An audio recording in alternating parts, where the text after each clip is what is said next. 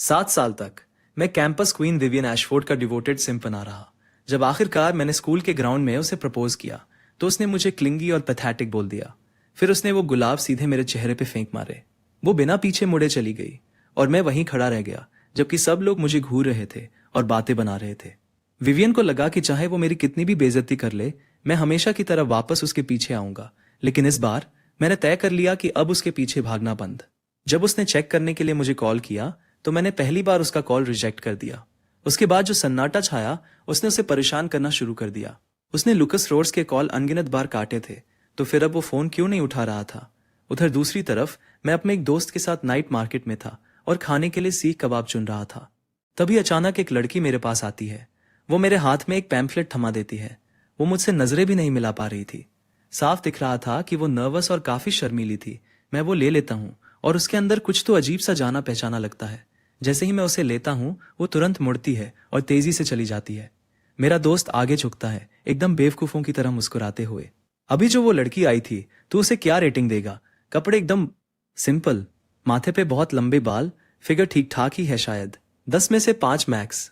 TXT+4। मैं उसे इग्नोर करता हूँ और अपने फोन की तरफ देखता हूँ।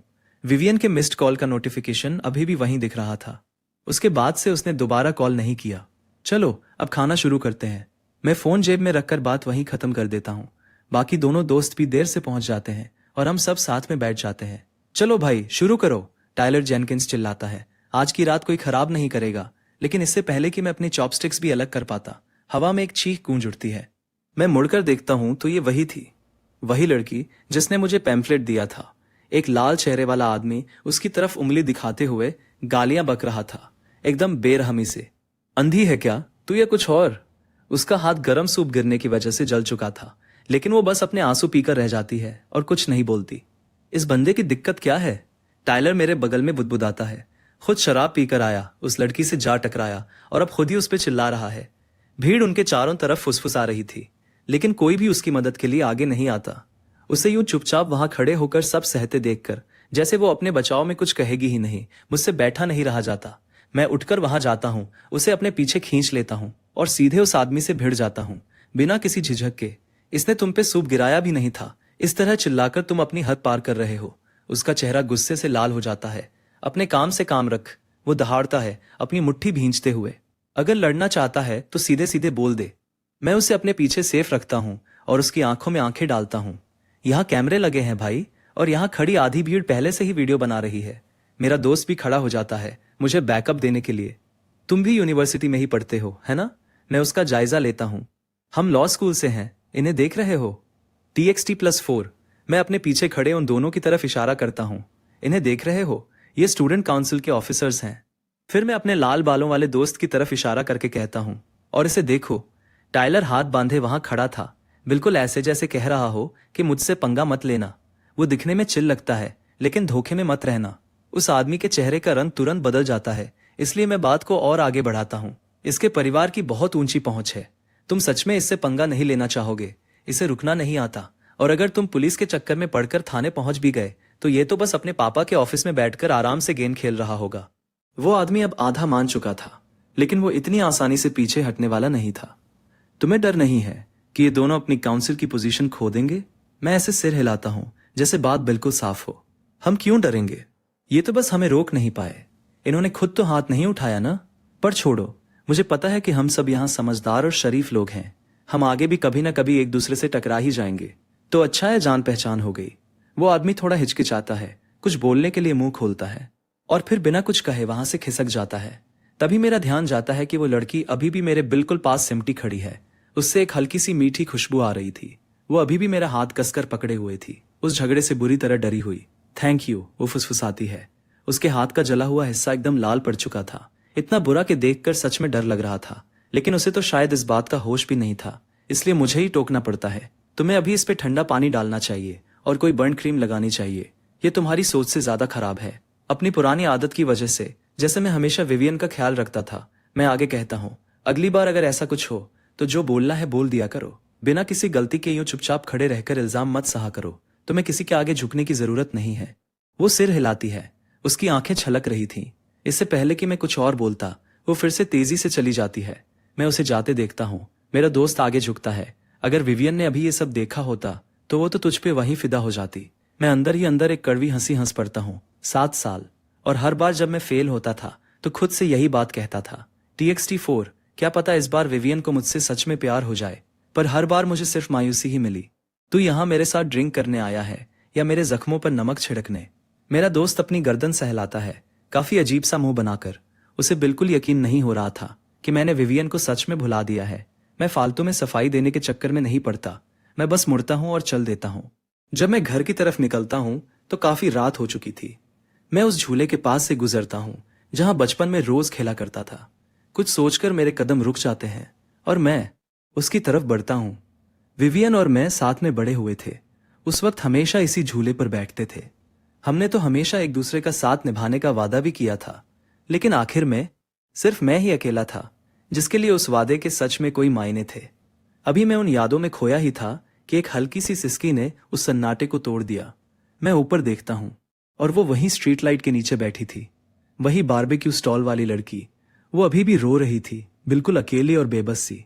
वही अजीब सा अपनापन मुझे दोबारा महसूस होता है। वो इतनी परेशान दिख रही थी कि मैं यूं ही आगे नहीं बढ़ सकता था। इतनी रात हो गई है और तुम अभी तक घर नहीं गई? मेरी आवाज से चौंक कर वो ऊपर देखती है और फिर तुरंत अपना सिर नीचे झुका लेती है। जब मेरा मन उदास होता है तो मैं बस यहाँ आकर थोड़ी देर बैठ जाती हूँ। किसी अजीब तरीके से हम दोनों एक जैसा ही दर्द झेल रहे थे, बस मेरा दर्द एक तरफा प्यार की वजह से था। मैं नीचे बैठ जाता हूँ और उसे ध्यान से देखता हूँ। क्या तुमने उस जले हुए हाथ पर कुछ लगाया? वो ना में सिर हिलाती है। अभी तक तो नहीं। यहीं रुको। मैं तुरंत फार्मेसी की तरफ दौड़ पड़ता हूँ। TXT+4। वो वहीं गुमसुम बैठी रहती है। उसे समझ नहीं आ रहा था कि मैं उसके प्रति इतना काइंड क्यों हो रहा हूँ। फिर भी वो सीधे बच्चों की तरह इंतजार करती है जब तक मैं हांफते हुए दौड़कर वापस नहीं आ जाता। मैं ऑइंटमेंट निकालता हूँ और धीरे से उसके जले हुए हिस्से पर लगाने लगता हूँ। तुम क्या सोच रही थी? ऐसे जले को बिना इलाज के छोड़ना काफी सीरियस हो सकता है। मेरे ऐसा कहने के बाद ही वो धीरे से अपना हाथ आगे बढ़ाती है। मैं बेबसी से हल्की सी हंसी हंस देता हूँ। तो तुम तभी हिलती हो जब कोई तुमसे कुछ करने को कहे। उसके हाथ पर जला हुआ हिस्सा काफी कच्चा और बिना दवा का दिख रहा था। बिल्कुल नहीं लग रहा था कि इसका कोई ख्याल रखा गया हो। जब मैं ध्यान से ऑइंटमेंट लगा रहा होता हूँ, मुझसे पूछे बिना रहा नहीं जाता। क्या तुमने इस पे ठंडा पानी भी डाला था? हाँ, डाला था, वो धीमी आवाज में कहती है। फिर वो जल्दी से सिर नीचे झुका लेती है, जैसे सोच रही हो कि मैं उसे डांटने वाला हूं। तो फिर तुम फार्मेसी क्यों नहीं गई? मैं उसका हाथ थामे रखता हूं। मुझे कुछ समझ नहीं आ रहा था। वो हकलाते हुए बोलती है कि उसका काम बचा हुआ था और दवाई खरीदना काफी महंगा पड़ता। उसकी फैमिली की हालत अच्छी नहीं है। वो जो भी पाई पाई बचाती है मायने रखती है। मेरा हाथ 1 सेकंड के लिए रुक जाता है, फिर मैं ऐसे ही नॉर्मल बनकर ऑइंटमेंट लगाता रहता हूँ। लो, हो गया। अभी भी इस ट्यूब में काफी बची है। ध्यान रखना कि तुम इसे लगाती रहो। मैं उसे बाकी ट्यूब थमा देता हूँ। तभी हवा का एक तेज झोंका स्ट्रीट लाइट के नीचे उसके बालों को बिखेर देता है। उसकी साफ सुथरी आंखें और मासूम सा चेहरा जैसे चमक उठता है। एक पल के लिए मैं सांस लेना ही भूल जाता हूँ। मैं बस उसे देखता रह जाता हूँ। अंदर ही अंदर मैं चिल्ला रहा था, टाइलर, क्या तू अंधा है? 10 में से 5? TXT+4, ये तो पूरे 10 में से 10 है, अगर मैंने कभी कोई देखा हो। मुझे ऐसे घूरते देखकर उसका चेहरा शर्म से लाल हो जाता है। वो मुंह फेर कर बुदबुदाती है, प्लीज मुझे ऐसे मत घूरो, ठीक है? मैं होश में आता हूँ। मुझे रियलाइज होता है कि मैं कब से उसे ही ताड़ रहा था। मैं काफी शर्मिंदा होकर अपना सिर खुजलाता हूँ। खैर, चलो मैं तुम्हें घर तक छोड़ देता हूँ। हम चुपचाप चलते रहते हैं। अगर मैं कुछ ना बोलूं तो वो भी बिल्कुल शांत रहने में ही खुश लग रही थी। उस अजीब सी चुप्पी को तोड़ने के लिए मैं पहले अपना इंट्रोडक्शन देता हूँ। मैं लुकास रोड्स हूँ। रोड्स जैसे वो रोड जहां से आगे जाने का कोई रास्ता ना बचा हो। और तुम? वो धीरे से अपना नाम बताती है। मैं ग्रेस लॉसन हूँ। वो मेरे बारे में सोचती है, जो कुछ देर पहले फार्मेसी की तरफ दौड़ कर गया था, और उसके चेहरे पर शर्मिंदगी का एक हल्का सा भाव आ जाता है। वो मुझ पर कोई एहसान नहीं रखना चाहती थी। दवा के लिए थैंक यू। वो अपनी जेबें टटोलने लगती है। लाओ, मैं तुम्हारे पैसे वापस कर देती हूँ। इससे पहले कि मैं मना करने का कोई तरीका भी सोच पाता, वो पहले ही अपना फोन निकाल चुकी होती है। फिर वो चौंकती है। फोन स्विच ऑफ था। उसका उतरा हुआ चेहरा देखकर मैं अपनी हंसी नहीं रोक पाता। वो एक फ्रस्ट्रेटेड सी सांस छोड़ती है, कोई हल ना निकाल पाने की वजह से। तुम थोड़ी भुलक्कड़ और मैस हो, पता है ना तुम्हें? मैं उसे छेड़ता हूँ। छोड़ो, चिंता मत करो, दवा बहुत सस्ती थी, 10 बक्स से भी कम की। मैं असली प्राइस अपने तक ही रखने का फैसला करता हूँ। उसे और ज्यादा गिल्ट फील करवाने की कोई जरूरत नहीं थी। वैसे मैं काफी स्मार्ट हूँ, समझे? वो टोकती है। वो ऐसे में काफी प्यारी लग रही थी। हाँ, बहुत स्मार्ट हो। मैं रुकता हूँ, फिर उससे पूछता हूँ, तुम हमेशा अपना सिर ऐसे नीचे झुकाकर क्यों रखती हो? तुम्हें थोड़ा और कॉन्फिडेंस के साथ रहना चाहिए। उसे देखते हुए मुझे विवियन का ख्याल आता है, जो इसकी बिल्कुल उल्टी थी, और इससे पहले कि मैं खुद को रोकता, मेरे मुंह से बात निकल जाती है। अपनी पूरी लाइफ में मैंने तुम्हारे जितनी खूबसूरत सिर्फ एक ही दूसरी लड़की देखी है। ऐसे रहने से, वो धीमी आवाज में कहती है, लोग मुझ पर ज्यादा ध्यान नहीं देते। तब मुझे बात समझ आती है। TXT+4 उसके लिए खूबसूरत होना कोई वरदान नहीं, बल्कि एक बोझ था, जबकि विवियन जैसे किसी इंसान के लिए वही खूबसूरती मनमर्जी करने का एक लाइसेंस बन चुकी थी। मुझे हुक्म चलाना जैसे ये सब उसका हक हो। बात करते करते हम बस स्टॉप तक पहुंच जाते हैं। मैं यहाँ से बस पकड़ लूंगी। ग्रेस हल्की सी स्माइल देती है। स्टॉप से घर तक बस थोड़ी ही दूर पैदल चलना होता है। वो बारबेक्यू स्टॉल तो यहाँ से काफी दूर है। क्या तुम रोज इतना लंबा सफर करती हो? मैं हैरान होकर पूछता हूँ। वो एक धीमी सी सांस छोड़ती है। शहर से दूर वाली जगह का किराया सस्ता होता है, तो फिर घर के पास ही कोई काम क्यों नहीं ढूंढ लेती? आने जाने का खर्च निकालने के बाद भी यहाँ काम करके ज्यादा पैसे बच जाते हैं। ग्रेस बिना किसी झिझक या शर्म के सादगी से कहती है, गरीब होने को लेकर। मैं सिर हिलाता हूँ, उसकी इस हिम्मत और सब्र से सच में इंप्रेस होकर। ऐसी लड़कियां बहुत कम मिलती हैं। बस में चढ़ने से पहले वो मुड़कर मेरी तरफ देखती है, थोड़ी हिचकिचाते हुए। मुझे पहले से पता था कि वो क्या बोलने वाली है, इसलिए मैं हाथ हिलाकर उसे बीच में ही टोक देता हूँ। फिर से थैंक यू मत बोलना, तुम आज रात पहले ही 5 बार बोल चुकी हो। वो थोड़ा शर्मा कर हंसती है, फिर मुड़कर बस में चढ़ जाती है। जैसे ही दरवाजे बंद होते हैं, उसे याद आता है कि उसे अभी भी ऑइंटमेंट के पैसे देने हैं। वो तुरंत उठकर कांच के पीछे से चिल्लाती है, मैं दवा के पैसे जरूर वापस कर दूंगी। मैं बस मन ही मन मुस्कुराता हूँ, पर करोगी कैसे? उसने तो मेरा नंबर भी नहीं लिया। घर लौटते वक्त आखिरकार मुझे अपना फोन चेक करने का ख्याल आता है। पूरे शाम से फोन को हाथ तक नहीं लगाया था। पूरी शाम बीत चुकी थी और वहां मिस्ड कॉल्स का ढेर लगा था, पर उनमें से एक भी कॉल विवियन का नहीं था। TXT4 रात भर फोन को छुआ तक नहीं था। पूरी शाम बीत चुकी थी और वहां मिस्ड कॉल्स का अंबार लगा हुआ था, पर उनमें से एक भी विवियन का नहीं था। मैं खुद का मजाक उड़ाए बिना नहीं रह पाता। कितने पैथेटिक हो लुकास, सच में बहुत गिरे हुए। अब सब कुछ बर्बाद हो चुका था। 7 साल पूरी तरह वेस्ट हो गए। अब इन सब चीजों को पकड़कर रखने का मतलब ही क्या है? मैं वो सब कुछ समेटने लगता हूँ जो मुझे विवियन की याद दिलाता था, और वो इतना कम था कि एक छोटा सा बॉक्स भी पूरा नहीं भर पाया। 7 साल और बस इतना सा ही था सब कुछ। एकदम जिद में आकर मैं अपनी अलमारी छानने लगता हूँ, किसी और सबूत की तलाश में कि क्या इसमें कुछ भी सच था। तभी मैं एक दराज खोलता हूँ और जम जाता हूँ। एक लाल धागे वाला ब्रेसलेट। मैंने सालों से इसे नहीं पहना था। उसे उठाकर मैं हाथ में घुमाकर देखने लगता हूँ। मुझे बस इतना याद आता है कि एक छोटी बच्ची ने पार्क में रोते हुए ये मुझे दिया था। अब तो उसका चेहरा भी याद नहीं आ रहा था। बस याद था कि उस दिन आसमान में धुंध थी और हवा में हल्की सी ठंडक थी। मैं काफी देर तक हिचकिचाता हूँ और फिर उस ब्रेसलेट को वापस उसी दराज में फेंक देता हूँ। बाकी सब कुछ पैक कर लेता हूँ, फेंकने के लिए बिल्कुल तैयार। जब सब हो जाता है तो मैं एक गहरी सांस छोड़ता हूँ। चलो, किस्सा खत्म। शहर के दूसरी तरफ ग्रेस अभी अभी घर पहुंची थी। वो जल्दी से अपना फोन चार्जिंग पे लगाती है, फिर अपनी मम्मी की तरफ मुड़ती है, जो बेड पे लेटी हुई थी। मम्मी, मैं आ गई, जाओ आराम कर लो बेटा। ग्रेस तुरंत वहां से नहीं हटती। TXT+4, बल्कि वो पहले अपनी मम्मी के ऊपर कंबल ठीक से उठाती है। हाँ, आप भी सो जाओ मम्मी। सालों पहले बचपन में वो एक पार्क में छुपकर रो रही थी, जब छोटा लुकस वहां से गुजरा और उसने उसे देखा, अपने हाथ में एक बबल मशीन लिए हुए। कंफ्यूज होकर उसने पूछा, तुम रो क्यों रही हो? क्योंकि मेरे पापा बीमार हैं, डॉक्टर उन्हें ठीक नहीं कर पा रहे। ऐसे टाइम पर किसी और चीज के बारे में सोचना हेल्प करता है। मेरी बबल मशीन से खेलना चाहती हो? बस ये बटन दबाओ और ढेर सारे बबल्स बाहर निकलने लगेंगे। ये सच में बहुत मजेदार है। सिर्फ इतना ही नहीं, छोटे लुकस ने मुट्ठी भर फ्रूट कैंडी निकाली और उसकी हथेली में थमा दी। उस दिन से पहले गरीबी में पली बढ़ी ग्रेस ने कभी भी फ्रूट कैंडी का स्वाद नहीं चखा था, और जब से उसे पता चला था कि उसके पापा बहुत बीमार हैं, तब से वो पहली बार दिल से मुस्कुराई थी। उस बबल मशीन और मदद के बदले ग्रेस ने अपना छोटा सा ब्रेसलेट उतारा। लेकिन इससे पहले कि वो कुछ और बोल पाती, छोटी विवियन ने लुकास का हाथ पकड़ा और उसे खींच कर ले गई। सालों बाद ग्रेस ने इसी शहर की सबसे बड़ी और नामी यूनिवर्सिटी में एडमिशन लिया, सिर्फ उसी जगह लौटने के लिए जहां से वो यादें शुरू हुई थी। इस शहर में लाखों लोग रहते थे। उसने कभी उम्मीद नहीं की थी कि वो उस लड़के को दोबारा ढूंढ पाएगी, लेकिन उसे यकीन था कि कम से कम वो दोनों एक ही आसमान के नीचे तो खड़े रहेंगे। उधर दूसरी तरफ हॉस्टल के कमरे में विवियन बेचैनी से अपने फोन को घूर रही थी। उसकी रूममेट एमिली समझ जाती है कि कुछ गड़बड़ है। TXT4 वो फिक्र जताते हुए पूछती है, क्या तुमने सच में लुकास को कॉल किया था? विवियन अभी भी अपने ईगो को छोड़ने को तैयार नहीं थी। वो बस इतना कहती है कि उसने एक बार कॉल किया था, और इस बात पर भड़क जाती है कि उसकी फोन न उठाने की हिम्मत कैसे हुई। वो तो रात के 2 बजे भी तुरंत कॉल उठा लिया करता था। ये सोचते ही वो झटके से खड़ी हो जाती है वो डिसाइड करती है कि वो पता लगाकर रहेगी कि आखिर वो कर क्या रहा है, लेकिन तुरंत ही वो अपना इरादा बदल लेती है। मैं ऐसे किसी के पीछे नहीं भागने वाली जो मेरा कॉल तक नहीं उठाता। इस पर एम्मा बस एक ठंडी सांस भरती है। विवियन, मैं बस एक आखिरी बार कह रही हूं, अगर तू सच में उसे पसंद करती है तो सब ठीक करने के लिए अभी भी टाइम है। लुकास पूरे 7 साल तक तेरे पीछे भागा, हर सुबह तेरे लिए ब्रेकफास्ट लेकर आया, चाहे इसके लिए उसे कितनी भी देर तक क्यों ना जागना पड़ा हो। उसने सच में तेरी पसंद की डिशेस बनाना सीखा, तेरी क्लास की सारी जिम्मेदारियां खुद संभाली। कौन सा दूसरा लड़का ये सब करेगा? मैं जानती हूं कि तुझे अब इसकी आदत हो चुकी है, लेकिन इसका मतलब ये नहीं कि ये सब बहुत नॉर्मल या आसान है। क्या तू सच में कह रही है कि तुझे कुछ भी फील नहीं होता? विवियन अपनी पुरानी आदत के मुताबिक फिर भी मुकर जाती है। मैं उसे पसंद नहीं करती, ना पहले करती थी, ना अब करती हूं और ना कभी करूंगी। वो अपने बेड पर गिर पड़ती है और तय कर लेती है कि वो उसे ढूंढने बिल्कुल नहीं जाएगी।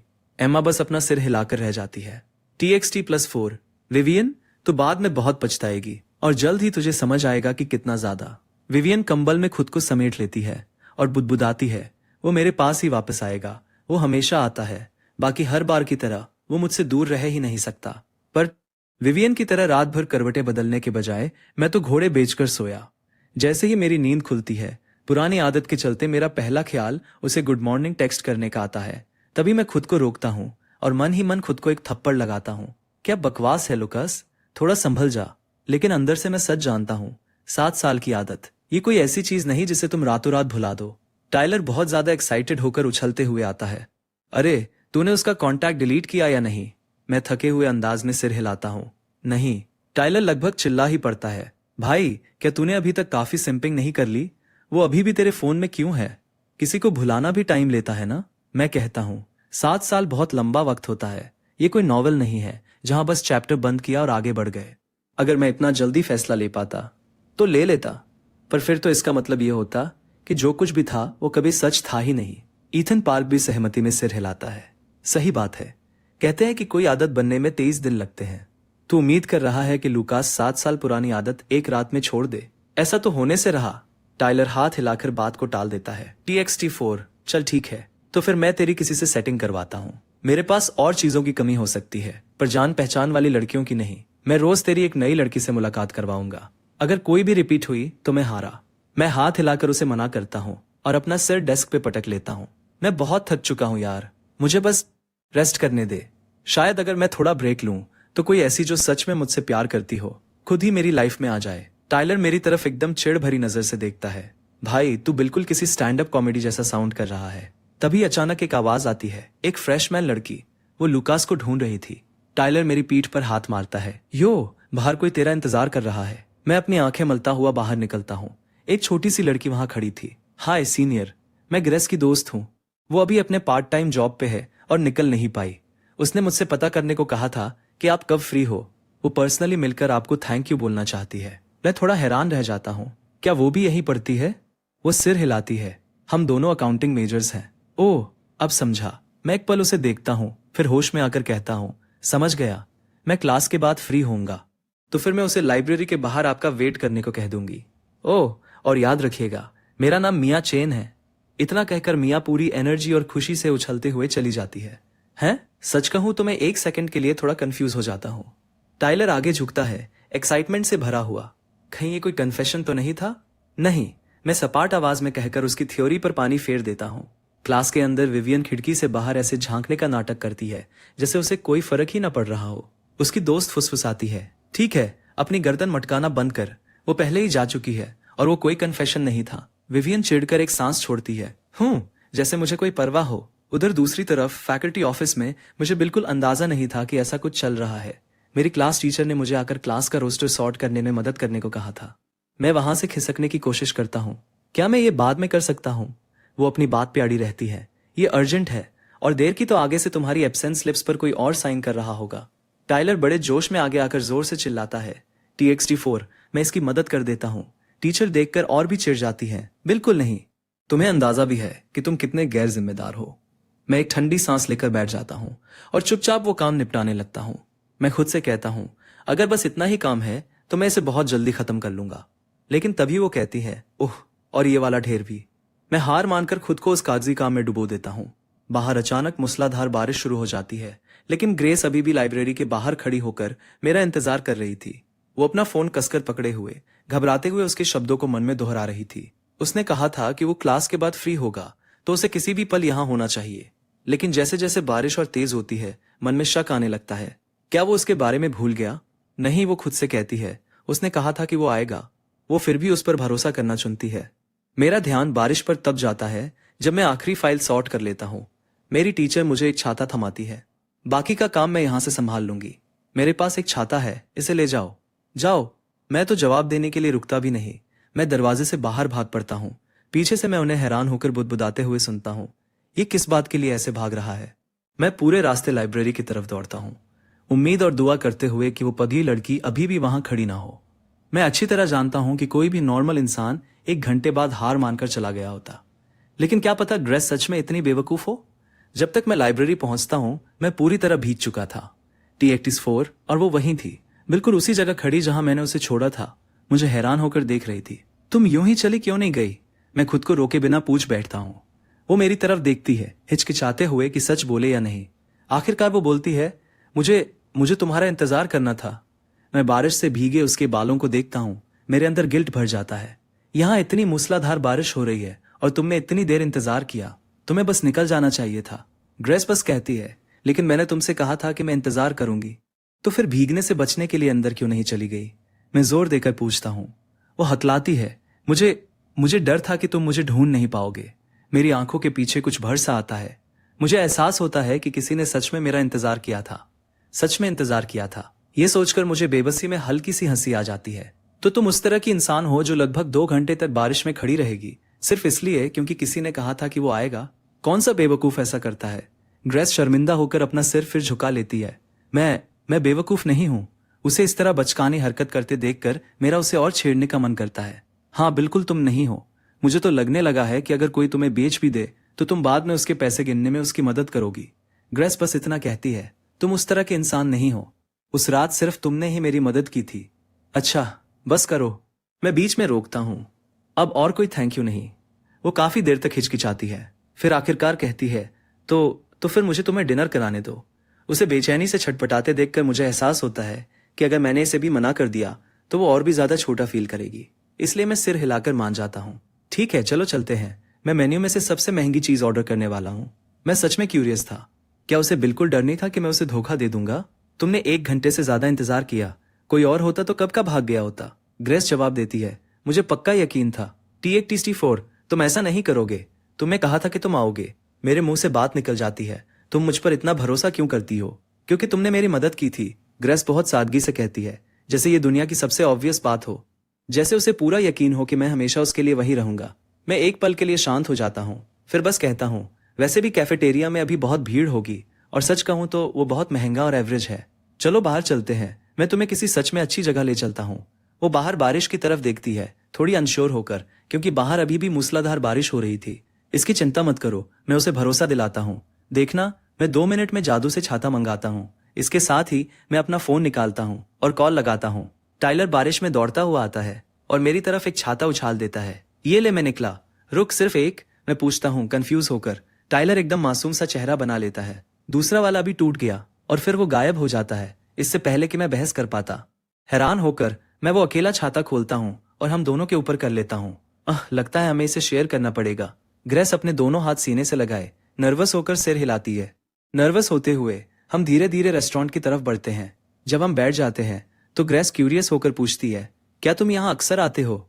हाँ, मैं कहता हूँ। बचपन में मेरे पापा मुझे हमेशा यहाँ लाया करते थे। ये जगह 20 साल से भी ज्यादा पुरानी है। TXT+4 ग्रेस सुनते सुनते खाती रहती है। फिर अचानक उसका ध्यान मुझ पर जाता है, जो उसे ही देख रहा था। उसका चेहरा फिर से शर्म से लाल हो जाता है। तुम मुझे ऐसे बार बार क्यों घूर रहे हो? मैं बस मुस्कुरा देता हूँ, अपनी ठोड़ी हाथ पर टिकाए हुए। कोई खास वजह नहीं, तुम बस सच में खाने को काफी एंजॉय करती लग रही हो।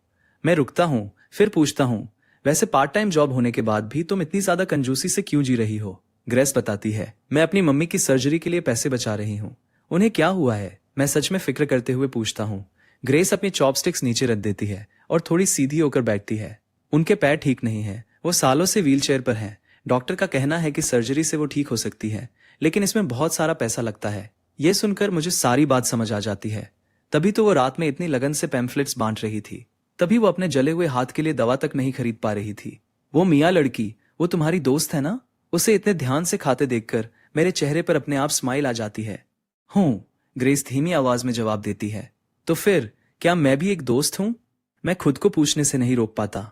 क्या मुझे दोस्त बनने की परमिशन है? ग्रेस मुझे बहुत ध्यान से देखती है, जैसे वो रिजेक्शन का सामना करने के लिए खुद को तैयार कर रही हो। पूछ तो मैं रहा हूँ, तुम सवाल मुझ पर ही क्यों डाल रही हो? शायद हाँ, ग्रेस आखिरकार ऐसे कहती है जैसे उसने इस बात का फैसला हमेशा के लिए कर लिया हो। चलो बहुत बढ़िया। मैं सिर हिलाता हूँ और अपने फोन में QR कोड खोल लेता हूँ। TXT+4। चूंकि अब हम दोस्त हैं तो हम कभी कभार साथ में खाना खा सकते हैं। चलो कॉन्टैक्ट्स एक्सचेंज कर लेते हैं। उसकी प्रोफाइल पिक्चर पर नजर डालते हुए मैं क्यूरियस होकर पूछता हूँ, तुम्हारी प्रोफाइल फोटो एक बबल मशीन क्यों है? किसी ने मुझे एक बार ये दी थी, ग्रेस कहती है, उस छोटे से आइकन को देखते हुए अपनी पुरानी यादों में खोकर। इससे पहले कि मैं कुछ और बोल पाता, विवियन अंदर आती है। उसकी दोस्त उसके पीछे पीछे आ रही थी। जैसे ही वो मुझे ग्रेस के साथ देखती है, उसकी दोस्त धीरे से फुसफुसाती है, विवियन चलो कहीं और चलते हैं। लेकिन विवियन सीधे चलकर आती है और अकड़कर पूछती है, तुम्हें क्या लगता है तुम क्या कर रहे हो? मैं ऊपर देखता भी नहीं हूं। जैसा कि तुम देख सकती हो, खाना खा रहा हूं। कोई दिक्कत है क्या? वो मेरे सामने सन्न खड़ी रह जाती है, जैसे उसे यकीन ही ना हो रहा हो कि ये बातें मेरे मुंह से निकली हैं। मैं रुकता नहीं हूं, अपनी बात जारी रखता हूं। हाँ, मैं तुम्हें पसंद करता था, वो सच है। लेकिन मैंने प्रपोज करते वक्त तुमसे ये भी कहा था कि वो आखिरी बार होगा। तुमने ही मुझे रिजेक्ट किया था। तुमने मुझे सिर्फ 2 ऑप्शंस दिए थे, या तो हमेशा के लिए तुम्हारा सिम्प बना रहूं, या फिर तुम्हें पूरी तरह से एक दोस्त के तौर पर भी खो दूं। मैंने दूसरा ऑप्शन चुना। मैं कोई संत या महात्मा नहीं हूं।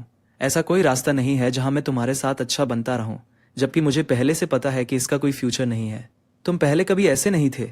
विवियन चिल्लाती है। इमोशंस की वजह से उसकी आवाज कांप रही थी। मेरी आवाज भी एकदम ठंडी और सपाट हो जाती है। TXT4। विवियन, तुम पहले की बात करना चाहती हो? ठीक है, चलो पहले की बात करते हैं। याद है जब तुमने... मम्मी, मैं कुछ दिन पहले घर आया था, पर मुझे पता नहीं था कि आप सो रही थी। मैं आपको जगाना नहीं चाहता था। मैं ग्रेस के चेहरे के एक्सप्रेशन देखता हूँ और सन्न रह जाता हूँ। रुको, मैं आखिर कर क्या रहा हूँ? कल घर आ जाना, वरना वापस आने की कोई जरूरत नहीं है। ठीक है, समझ गया। मैं फोन काट देता हूँ और देखता हूँ कि अब बस मैं और ग्रेस ही बचे हैं। अरे मियाँ कहाँ गई? हम दोनों ने उसे भगा दिया। क्या? उसने मुझसे पंख झेलना बंद करने को कहा। मैंने बोला मुझे थकान नहीं हो रही, तो वो चिढ़कर बोली, तुम दोनों बेशर्म कपल हो, और गुस्से में हॉस्टल सोने चली गई। मैं जोर से हंस पड़ता हूँ और ग्रेस को समझाता हूँ, अरे वो तो बस मजाक कर रही थी। फिर भी मैं उसके बालों को छूते हुए कहता हूँ, तुम लगातार 2 घंटे से मेरे लिए पंखा झेल रही हो, क्या तुम थक नहीं गई? तुमने ही तो कहा था कि तुम्हें जरूरत है। मियाँ तो अब चली गई है, अब हमारा यहाँ बैठे रहने का कोई मतलब नहीं है। क्या दोपहर में तुम्हारा कोई प्लान है? मेरी पार्ट टाइम शिफ्ट है। मैं धीरे से सिर हिलाता हूँ। ठीक है, पहले मैं थोड़ी देर तुम्हारे लिए पंखा झेल देता हूँ, फिर मैं तुम्हें काम पर छोड़ाऊंगा। मैं ग्रेस को जगाता हूँ, जो अनजाने में सो गई थी। ग्रेस उठो। वो नींद में उठकर बैठती है। तभी मियाँ गुस्से में पैर पटकते हुए हमारी तरफ वापस आती है। लुकास, तुमने तो हद ही कर दी। तुमने ग्रेस से पूरे 2 घंटे तक पंखा झलवाया और खुद घोड़े बेचकर सोते रहे। क्या तुम्हें बिल्कुल भी शर्म नहीं है? फिर मियाँ अपनी बात बदलती है। चलो ठीक है, तुम दोनों अब जाओ, मुझे अपने काम पर वापस जाना है। चलो अब तुम्हें काम पर छोड़ देता हूँ। ओके। मैं सोचे बिना नहीं रह पाता कि ग्रेस बिना एक शब्द बोले वहां कैसे बैठी रह सकती है। बस चुपचाप 2 घंटे लगातार मेरे लिए पंखा झेलती रही। वो सच में हद से ज्यादा भली और सीधी है। क्यूरियस होकर मैं उससे पूछता हूँ, तुम हर दिन इतनी थकी हुई लगती हो। तुम या तो काम पर होती हो या काम पर जा रही होती हो। क्या तुम्हारी मम्मी की तबीयत सच में इतनी सीरियस है? क्या तुम मुझे अपनी फैमिली के बारे में कुछ बता सकती हो? ग्रेस धीमी आवाज में बोलना शुरू करती है। TXT4, तुम हर रोज इतनी थकी हारी सी लगती हो, या तो काम के रही होती हो। क्या तुम्हारी मम्मी की हालत सच में इतनी सीरियस है? क्या तुम मुझे थोड़ा बहुत अपनी फैमिली के बारे में बता सकती हो? जब मैं छोटी थी तब मेरे पापा गुजर गए थे। उसके कुछ सालों बाद मेरी मम्मी भी बीमार पड़ गई। उनके दोनों पैर पैरालाइज हो गए।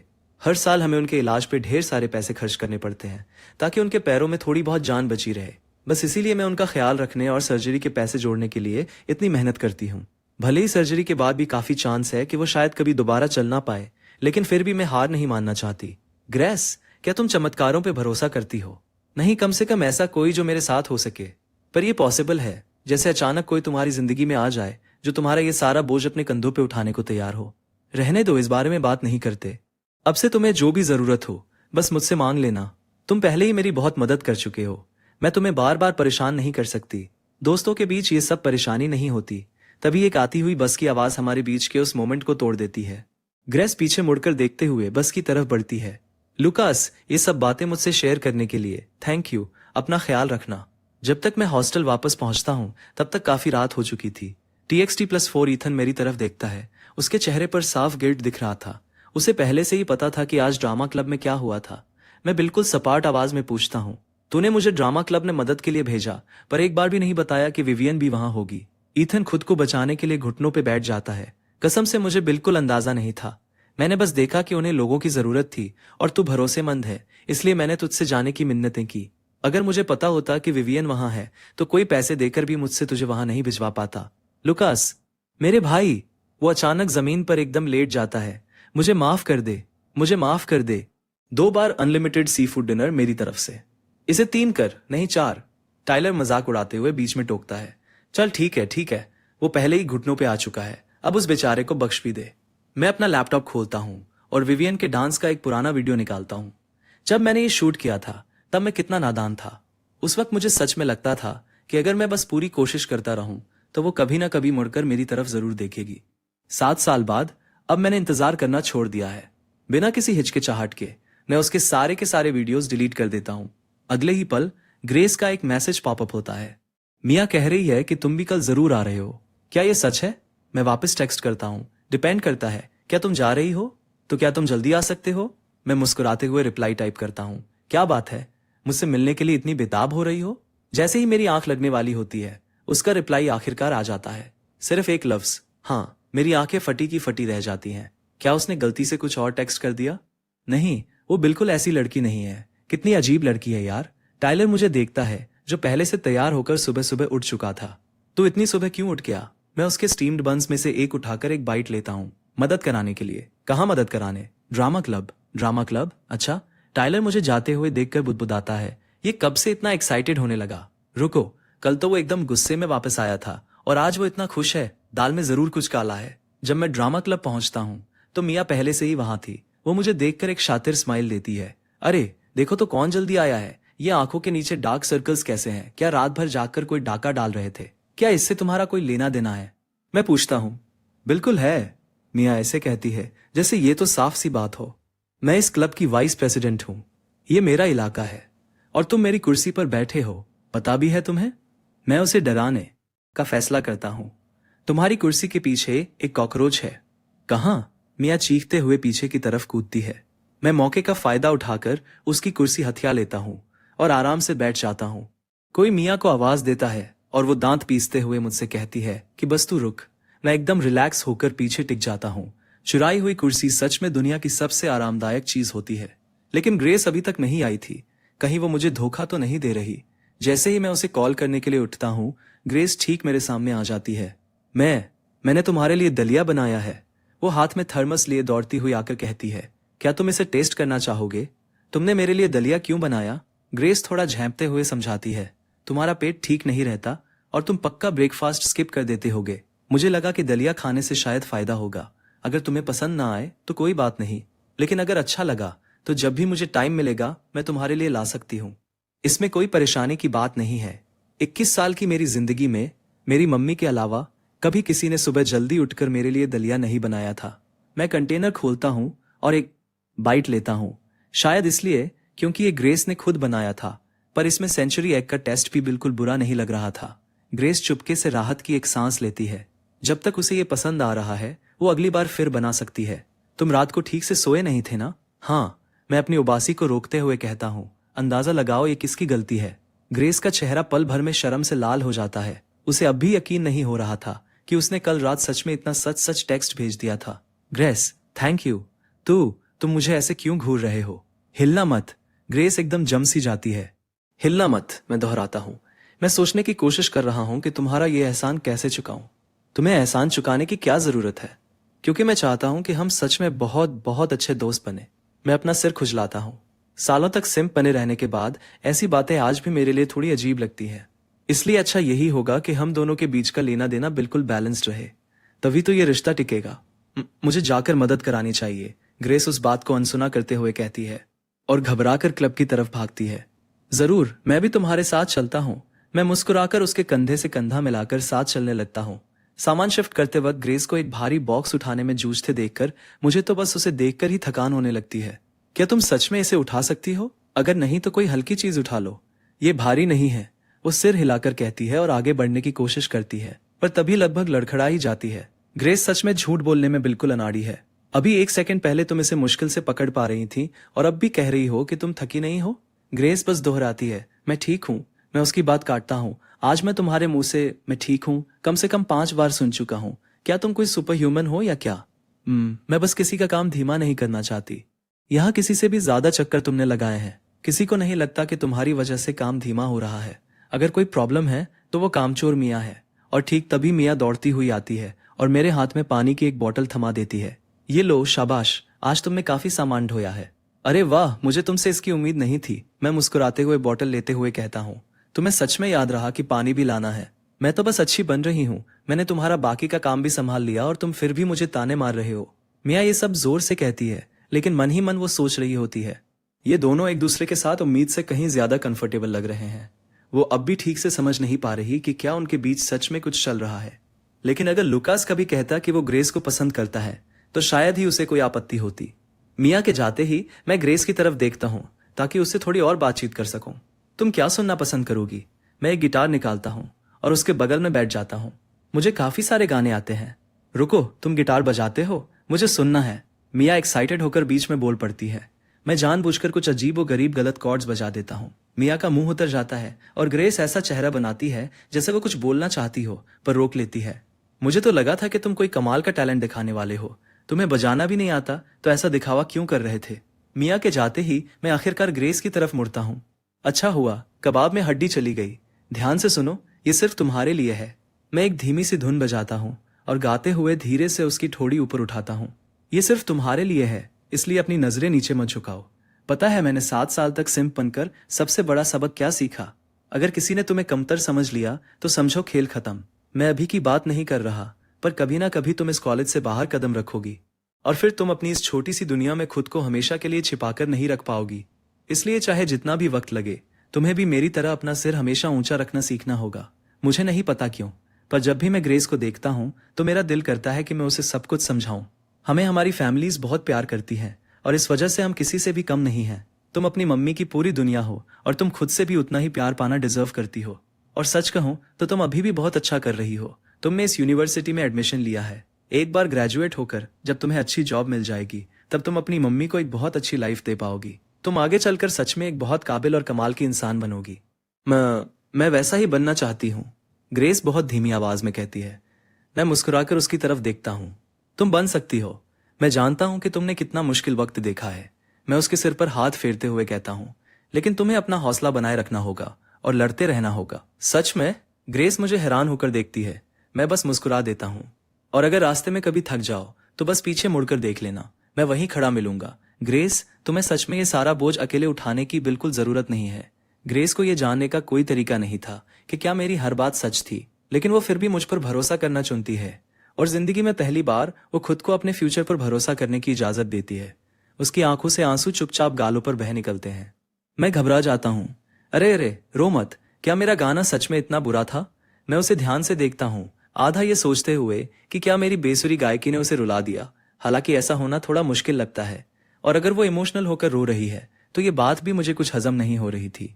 अगर मैं लोगों को इतनी आसानी से इमोशनल कर पाता तो सालों पहले ही विवियन का दिल जीत चुका होता।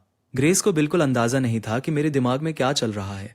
वो बस अपना हाथ आगे बढ़ाती है और धीरे से अपनी छोटी उंगली मेरी उंगली में फंसा लेती है। वो मेरी तरफ देखती है। उसकी आंखों में गहरा भरोसा और एक खामोश अपनत्व साफ नजर आ रहा था। इस पल में मुझे सालों पहले का वही दिलदार लड़का महसूस होता है जो उसे दिलासा देने के लिए हाथ बढ़ा रहा था। मैं हमेशा तुम्हारा ख्याल रखूंगा, प्रॉमिस, मैं मुस्कुराते हुए कहता हूँ। इसलिए मुझे कभी निराश मत करना। मैं अपनी घड़ी देखता हूँ। हॉटपॉट रेस्टोरेंट में ग्रेस की शिफ्ट का टाइम लगभग हो चुका था। उसका वहां से जाने का बिल्कुल मन नहीं लग रहा था। मैं गिटार फिर से उठा लेता हूँ। बस एक और गाना, फिर मैं तुम्हें वहां छोड़ाऊंगा। ग्रेस मना करने के लिए मुंह खोलती है, पर मैं बस इशारे से उसे चुप करा देता हूँ। विवियन और लड़कियों का एक ग्रुप वहीं पास से गुजरता है और ठीक उसी वक्त उनकी नजर इस सीन पर पड़ती है। वो लड़कियां आपस में फुसफुसाने लगती है। अरे, वहां कोई गिटार बजा रहा है। क्या ये वही सीनियर नहीं है जो आज मदद कराने आए थे? उनके साथ वो लड़की कौन है? वो हमारे क्लब की तो नहीं है? हालांकि मैंने ये नाम पहले सुना है। मुझे लगता है वो अकाउंटिंग डिपार्टमेंट से है। काफी क्यूट भी है। मुझे और ग्रेस को एक दूसरे के साथ इतना कंफर्टेबल देखकर विवियन की मुट्ठियां गुस्से में भिंच जाती हैं। उसे अपनी आंखों पर यकीन ही नहीं हो रहा था। वो पहले कभी किसी और के साथ ऐसा नहीं रहता था। उसने गिटार भी तो सिर्फ विवियन के लिए सीखा था। 925 0 hours 29 minutes 29 seconds, 760 0 hours 29 minutes 31 seconds, 360 guitar बजाना सीखा था क्योंकि उसे पसंद था। उसके बगल में बैठने का हक तो विवियन का होना चाहिए था। वो ग्रेस के लिए गिटार क्यों बजा रहा है? विवियन को याद आता है कि तब बस उसकी एक कैजुअल सी बात पर गिटार बजाने वाले लड़के कूल लगते हैं। उसने महीनों तक बिना थके प्रैक्टिस की थी ताकि वो कभी उसके लिए बजा सके। पहली बार विवियन के दिल में असली डर बैठ जाता है। वो पूरी जिंदगी उसके साथ रहा था, कभी उससे दूर नहीं गया था, तो क्या इस बार वो सच में हमेशा के लिए दूर चला जाएगा? वो मुड़ती है और झुके हुए कंधों के साथ चली जाती है। चलो, काफी देर हो गई है। जब वो घर पहुंचती है तो घर बिल्कुल खाली होता है। वहां उसके सिवा कोई नहीं था। उसकी मम्मी भी घर पर नहीं थी। वो अपनी मम्मी को कॉल करती है पर आगे से बस रूखा सा अभी बिजी हूं सुनाई देता है और फिर वही खाली सी डायल टोन बजने लगती है। उसके हमेशा साथ होने की वजह से वो लगभग भूल ही चुकी थी कि वो किस तरह की फैमिली से आती है। उसके पेरेंट्स का डिवोर्स हो चुका था। उसकी मम्मी विदेश में रहती थी और एक स्टेप फादर जो उसकी तरफ ध्यान तक नहीं देता था। अपनी मम्मी का वही इग्नोर करने वाला टोन सुनकर विवियन आखिरकार भड़क जाती है। तुम्हें जो करना है करो, मुझे इससे कोई मतलब नहीं है। जाओ उसके और अपने बच्चे के साथ अपनी जिंदगी जियो। अरे तुम ये क्या बकवास कर रही हो? उसकी मम्मी डांटती हैं। तुम अब बड़ी हो चुकी हो, अभी भी बच्चों जैसी हरकतें क्यों कर रही हो? क्या मैंने तुम्हें प्यार नहीं दिया? तुम्हें पता भी है कि जो तुम्हारे पास है उसके लिए कितने बच्चे तरसते हैं। तुमने पूरी जिंदगी जो मांगा मैंने वो खरीद कर दिया। समझदार बनो बेटा। मैं फोन रख रही हूँ और पैसे चाहिए हो तो मैसेज कर देना। पहले जब भी ऐसा कुछ होता था तो विवियन बिना सोचे समझे उसे कॉल कर लेती थी। चाहे कितनी भी देर क्यों न हो गई हो, वो हमेशा फोन उठाता, उसे बाहर खाने ले जाता, वॉक पे ले जाता या कोई मूवी दिखा लाता। वो हमेशा यही सोचती थी कि वो लड़का ही था जो उसके बिना जी नहीं सकता था। लेकिन अब जाकर उसे एहसास होता है कि वो कितनी गलत थी। अब जाकर उसे दिखता है कि उसने उसके लिए कितना कुछ किया था। उसे नहीं पता कि उसके दिमाग में क्या चल रहा है, लेकिन उसका दिल कहता है कि इस बार वो लौटकर माफी नहीं मांगने वाला। जैसे ही मैं डॉन का दरवाजा खोलता हूँ, इससे पहले कि कोई मुझसे कुछ पूछे, मैं खुद ही सच बता देता हूँ। हाँ, मैं बस उसे काम पर छोड़ने गया था। टाइलर मुस्कुराता है अपनी बात से खुश होकर। वाह भाई, ये तो बहुत जल्दी था। इस बार तो तुमसे पूछताछ करने की भी जरूरत नहीं पड़ी। उसका नाम ग्रेस है, वो अकाउंटिंग डिपार्टमेंट में है। अब से उसे हॉटपॉट वाली लड़की या पैम्फलेट वाली लड़की बोलना बंद करो। टाइलर पूरी तरह एक्साइटेड होकर उछल पड़ता है। अरे वाह, अभी से ही उसे डिफेंड करने लगे। काफी तेज निकले। बस भी कर, मैं तुरंत कहता हूँ। हम बस दोस्त हैं। वैसा कुछ नहीं है जैसा तू सोच रहा है। कम से कम अभी तो नहीं। आगे क्या होगा किसे पता। सब धीरे धीरे होगा। है जो हाथ से निकल गई उसे छोड़ दिया? रुको, क्या विवियन वो नहीं थी जो हमेशा तुम्हारी आंखों के सामने रहती थी?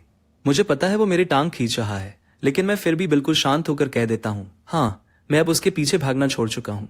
एक नया दिन आता है और ग्रेस फिर से मेरे लिए सेंचुरी एग और पोर्ट पॉरिज का एक बाउल लेकर आ जाती है। वो थोड़ा शर्माते हुए मुझे वो कंटेनर थमाती है। तुमने कहा था कि तुम्हें पिछली बार ये अच्छा लगा था। हाँ, मैं तुरंत उसे खोलते हुए कहता हूँ और एक बाइट लेकर तारीफ में सिर हिलाता हूँ। काफी टेस्टी है। चलो, मैं तुम्हें लंच ट्रीट देता हूँ। जगह तुम चुनो। जरूरत नहीं है, मैंने बस अपना ब्रेकफास्ट पैक करते हुए थोड़ा एक्स्ट्रा बना लिया था। तुमने एक्स्ट्रा बनाया और मैं तुम्हें लंच ट्रीट देता हूँ। जगह तुम चुनो। जरूरत नहीं है, मैंने बस अपना ब्रेकफास्ट पैक करते हुए थोड़ा एक्स्ट्रा बना लिया था। तुमने एक्स्ट्रा बनाया और मैं तुम्हें लंच ट्रीट दे रहा हूँ। हिसाब बराबर। लेकिन अगर तुम नहीं मानी तो कल से मैं तुम्हारा लाया पॉरिज नहीं खाऊंगा। मैंने मजाकिया अंदाज में धमकी दी। ठीक ठीक है फिर। वो हिचकिचाते हुए मान जाती है और फिर अनजाने में ही ग्रेस मेरे कंधे पर सिर टिकाकर सो जाती है। मैं हैरान हूं कि वो इतनी आसानी से नींद में कैसे चली गई। कॉलेज की पढ़ाई और हर दिन लगातार काम की शिफ्ट्स के बीच वो सच में खुद को बहुत थका रही होगी। मियाँ हम दोनों को इस तरह साथ देखकर अपनी हंसी रोक नहीं पाती। इन दोनों को शायद खुद अंदाजा नहीं है कि ये साथ में कितने प्यारे लग रहे हैं। वो धुले हुए कपड़ों का एक सेट मेरे पास रख देती है और इशारा करती है कि बाद में ये ग्रेस को दे देना। क्या तुम्हें काम पर नहीं जाना था? मैं उसकी आंख खुलते ही पूछता हूँ। आज नहीं। ग्रेस अभी भी मेरे कंधे पर सिर टिकाए हुए कहती है। उन्हें अब पैम्फलेट नहीं बंटवाने हैं। तो फिर ये तो एकदम परफेक्ट टाइमिंग है। TXT+4 आज छुट्टी ले लो। वो सिर हिलाती है और फिर से गहरी नींद में चली जाती है। मैं खुद ही सोचता हूँ ये इतनी बेपरवाह कैसे हो सकती है। वैसे इस एंगल से वो सच में बहुत प्यारी लग रही है। नहीं, बेहद खूबसूरत। उसे ऐसे देखकर मुझे एक अजीब सा सुकून और फील आ रही थी। जैसे ये शांत पल सिर्फ हम दोनों के लिए बना हो। ग्रेस आंख खुलते ही हड़बड़ाकर उठ बैठती है। वो तो बस 1 मिनट के लिए अपनी आंखें बंद करना चाहती थी, तो फिर वो उसके कंधे पर सो कैसे गई? क्या वो सोच रहा होगा कि वो कुछ ज्यादा ही फ्री हो रही है? ये ख्याल उसके दिमाग में चल ही रहे थे कि मैं चिढ़ाते हुए बोल पड़ता हूँ, तुमने तो पूरी तरह मेरा फायदा उठा लिया। ग्रेस घबराकर माफी मांगने लगती है, लेकिन मैं उसे इतनी आसानी से छोड़ने वाला नहीं था। अरे एक छोटा सा सॉरी और बात खत्म। मेरा कंधा फ्री में यूज किया और अब निकल रही हो। मैं उसे खींचकर वापस अपने पास बैठा लेता हूँ। तो तुम क्या चाहते हो कि मैं क्या करूं? वो नर्वस होकर वापस बैठते हुए पूछती है। अरे मैं तो बस मजाक कर रहा था। तुम इतनी थकी हुई लग रही थी कि मैं तुम्हें जगह ही नहीं पाया। सोचा थोड़ी देर और आराम करने दूं, लेकिन अगर अगली बार तुम्हें सच में बुरा लगे तो मुझे अपने कंधे पर सोने देना, हिसाब बराबर हो जाएगा। पर मुझे हैरान करते हुए ग्रेस आखिरकार मना करने की हिम्मत जुटाती है। हम बस दोस्त हैं TXT4, हमें ऐसा नहीं करना चाहिए। क्यों नहीं? मैं कंफ्यूज होकर कहता हूँ। हम बेस्ट फ्रेंड्स हैं, है ना?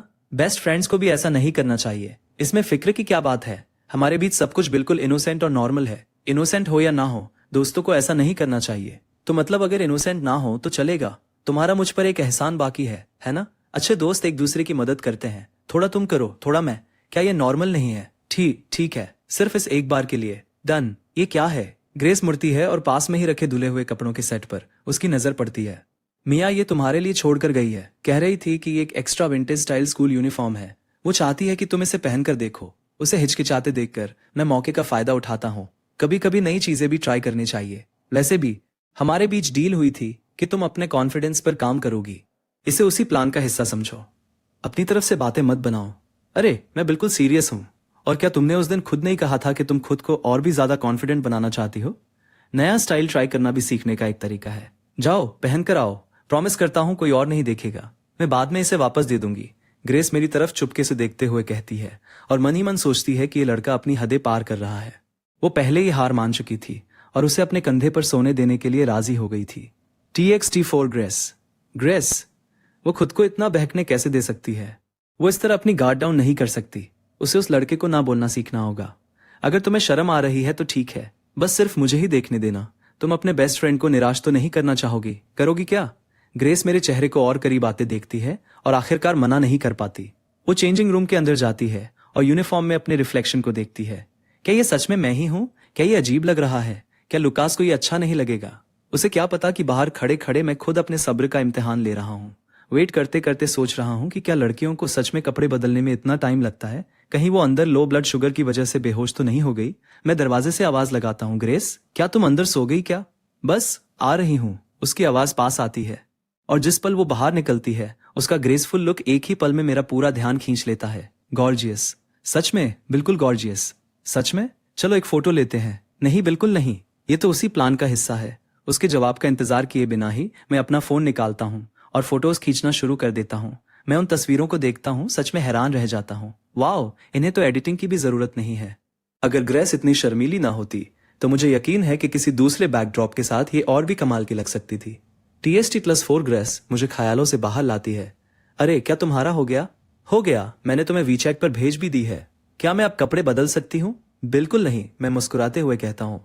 इतनी खूबसूरत ग्रेस को तो ज्यादा से ज्यादा लोगों को देखना चाहिए। मेरे और ग्रेस के बीच के इस प्यारे माहौल से उलट एम्मा और विवियन एक दूसरे के सामने बैठी थी।